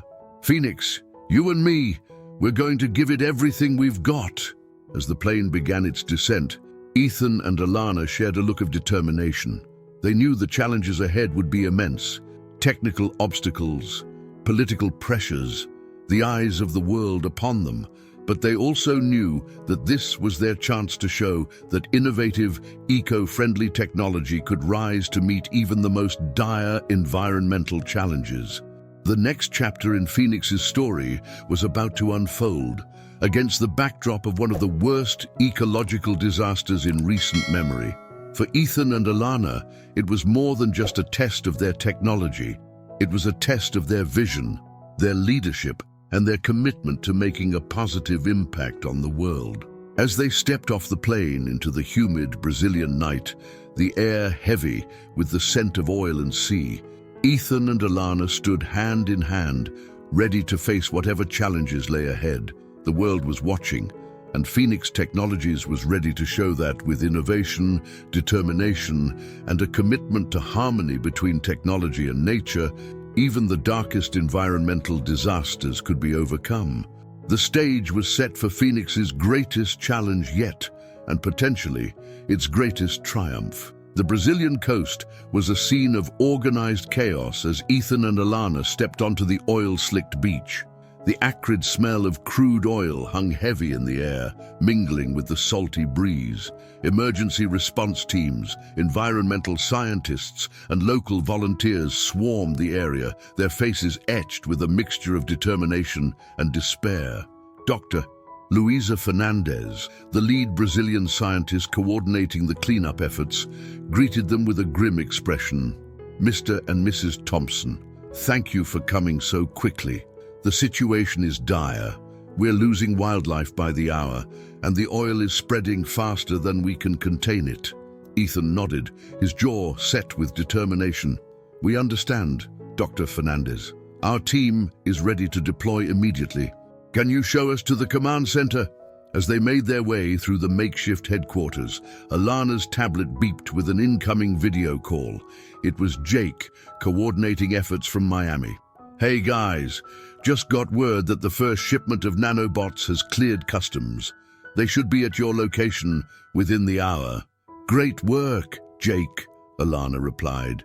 "We'll need every unit we can get. How's production coming on the next batch?" Jake's face turned serious. "And me, we're pushing the labs to their limits, but we're still looking at least 48 hours before the next major shipment. Alana, I hate to say it, but we might not have enough bots to cover the entire affected area." Ethan, overhearing the conversation, felt a knot form in his stomach. They had known going in that they were working with prototypes, that there were risks involved. But facing the reality of the situation, the vast expanse of oil-covered ocean, the limited resources at their disposal, the enormity of the challenge truly hit home. "We'll make it work," Ethan said, his voice steady despite his inner turmoil. "We have to." The next few hours were a blur of activity. As the nanobots arrived, Ethan and Alana worked alongside their team to program and deploy the tiny machines. Each bot, no larger than a grain of sand, was designed to seek out and separate oil molecules from water, collecting the crude in microscopic chambers for later removal. As the first swarm of nanobots hit the water, a hush fell over the assembled crowd. For several tense minutes, nothing seemed to happen. Then, slowly but surely, a small patch of ocean began to clear, the slick of oil visibly receding. A cheer went up from the Phoenix team, but Ethan and Alana exchanged worried glances. The process was working, but it was slow, too slow to combat the rapidly spreading spill. "We need to accelerate the process," Alana murmured, her mind racing. "If we could increase the bots' processing speed." Ethan nodded, already pulling out his phone to call the engineering team back in Miami. "It's risky," he warned. Pushing the bots beyond their tested limits could cause them to malfunction." "We don't have a choice," Alana replied, her eyes fixed on the horizon where oil-covered seabirds struggled in the waves. "Every minute counts." As night fell, the beach was illuminated by floodlights, the cleanup effort continuing around the clock. Ethan and Alana worked tirelessly, coordinating with their team in Miami to modify the nanobots, programming on the fly. It was a dangerous gamble. One malfunction could not only halt the cleanup, but potentially introduce a new contaminant into the already fragile ecosystem. The stress began to take its toll. Ethan and Alana, running on caffeine and adrenaline, found themselves snapping at each other and their team. The weight of responsibility for the environment, for their company's reputation, for the lives affected by this disaster, pressed down on them like a physical force. It was during one such tense moment, as they argued over the allocation of the limited nanobot supply, that Dr. Fernandez interrupted them. "Mr. and Mrs. Thompson," she said, her voice cutting through their heated discussion, "you need to see this." She led them to a makeshift animal rescue center where volunteers were tending to oil-covered wildlife. In one corner, a young boy cradled a small sea turtle, carefully cleaning its shell with a solution developed by Phoenix. As they watched, the boy looked up, his eyes meeting Ethan's. "Are you the people who made the tiny robots?" he asked in halting English. Ethan knelt beside him, nodding. "Yes, we are." The boy's face broke into a wide smile. "Thank you," he said simply. "You're saving our home." In that moment, the tension that had been building between Ethan and Alana evaporated. They looked at each other, a silent understanding passing between them.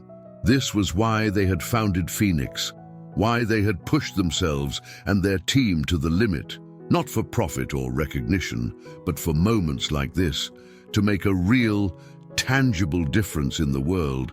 Reinvigorated by this reminder of their purpose, Ethan and Alana returned to their work with renewed determination. They pushed through their exhaustion, fine-tuning the nanobots, programming, coordinating with global environmental agencies, and rallying their team both on-site and back in Miami. As dawn broke on the third day of their efforts, satellite imagery revealed a significant reduction in the oil spill's size. The nanobots, operating at peak efficiency thanks to the team's round-the-clock modifications, were making visible progress. Media outlets around the world began to pick up on the story. "Miracle in Brazil, nanotechnology turns tide in oil spill battle," read one headline. "Phoenix Technologies rising to meet environmental challenges," proclaimed another. But for Ethan and Alana, the real victory came in the small moments, the gradual return of wildlife to the cleansed waters, the grateful smiles of local fishermen as they prepared to return to sea, the look of hope in Dr. Fernandez's eyes as she reviewed the latest data. As they stood on the beach, watching the sun rise over an ocean that grew clearer by the hour, Ethan pulled Alana close. "We did it," he said softly, his voice hoarse from exhaustion and emotion. Alana leaned into him, her eyes never leaving the horizon. "We're doing it," she corrected gently. "This is just the beginning." And she was right. The Brazil oil spill was a turning point for Phoenix Technologies. Their success catapulted them onto the world stage, not just as a company with innovative ideas, but as a proven force for environmental good. Inquiries and partnership offers flooded in from governments and organizations around the globe, all eager to harness Phoenix's technology for their own environmental challenges. As Ethan and Alana prepared to return to Miami, exhausted but exhilarated, they knew that their lives and the mission of Phoenix Technologies would never be the same. They had faced their greatest challenge and emerged stronger, more united in their vision than ever before. The journey ahead would bring new challenges, greater responsibilities, and opportunities they could scarcely imagine. But standing there on the Brazilian beach, the evidence of their success stretching out before them, Ethan and Alana were ready for whatever the future might hold. Phoenix had truly risen, and its light was spreading across the world. In the months following the successful cleanup of the Brazilian oil spill, Phoenix Technologies experienced unprecedented growth and recognition. Ethan and Alana found themselves at the center of a global movement, their innovative approach to environmental challenges inspiring a new wave of eco-conscious entrepreneurship. On a crisp autumn morning, exactly 1 year after their wedding, Ethan and Alana stood hand in hand on the stage of a packed auditorium in New York City. The occasion was the United Nations Climate Action Summit, and Phoenix Technologies had been invited to present their vision for a sustainable future. As Ethan looked out at the sea of faces, world leaders, environmental activists, and industry titans, he felt a mix of nervousness and exhilaration. Alana squeezed his hand reassuringly, and he drew strength from her presence. "So, ladies and gentlemen," Ethan began, his voice steady and passionate, "a year ago, many of us in this room might have said that the environmental challenges facing our planet were insurmountable. Today, I stand before you to say that not only are these challenges surmountable, but we have the power to transform them into opportunities for innovation, growth, and global cooperation." As Ethan and Alana took turns outlining Phoenix's achievements and future plans, the audience listened with rapt attention. They spoke of the nanobot technology that had cleaned up the Brazilian oil spill, now being adapted to address plastic pollution in the world's oceans. They detailed their AI-driven crop rotation system, which was increasing yields and restoring soil health in drought-stricken regions of Africa and Asia. But it was their newest project that truly captured the imagination of those assembled. "And today," Alana announced, her eyes shining with excitement, "we are thrilled to unveil Phoenix's most ambitious initiative yet, the Global Green Grid." On the giant screen behind them, a simulation played out, showing a network of renewable energy sources, solar, wind, tidal, and geothermal, interconnected across continents and oceans. "Imagine a world," Ethan continued, "where energy poverty is a thing of the past, where every nation, regardless of its geographical location or economic status, has access to clean, renewable energy. This is not just a dream. With the technology we've developed, it's an achievable goal." As they delved into the technical details of the Project E, explaining how Phoenix's advanced AI systems would optimize energy distribution and storage, Ethan could see the spark of hope igniting in the eyes of the audience. This wasn't just another corporate presentation, it was a roadmap to a truly sustainable future. When they finished speaking, the auditorium erupted in applause. As world leaders lined up to shake their hands and discuss potential partnerships, Ethan and Alana shared a look of quiet triumph. They'd come so far from those early days in the hospital, when the idea of Phoenix was just a fragile dream. Later that evening, as they stood on the balcony of their hotel room, overlooking the glittering New York skyline, Alana turned to Ethan with a mischievous smile. "So, Mr. Martinez," she said, using the name Ethan had taken after their marriage, "how does it feel to be changing the world?" Ethan pulled her close, planting a soft kiss on her forehead.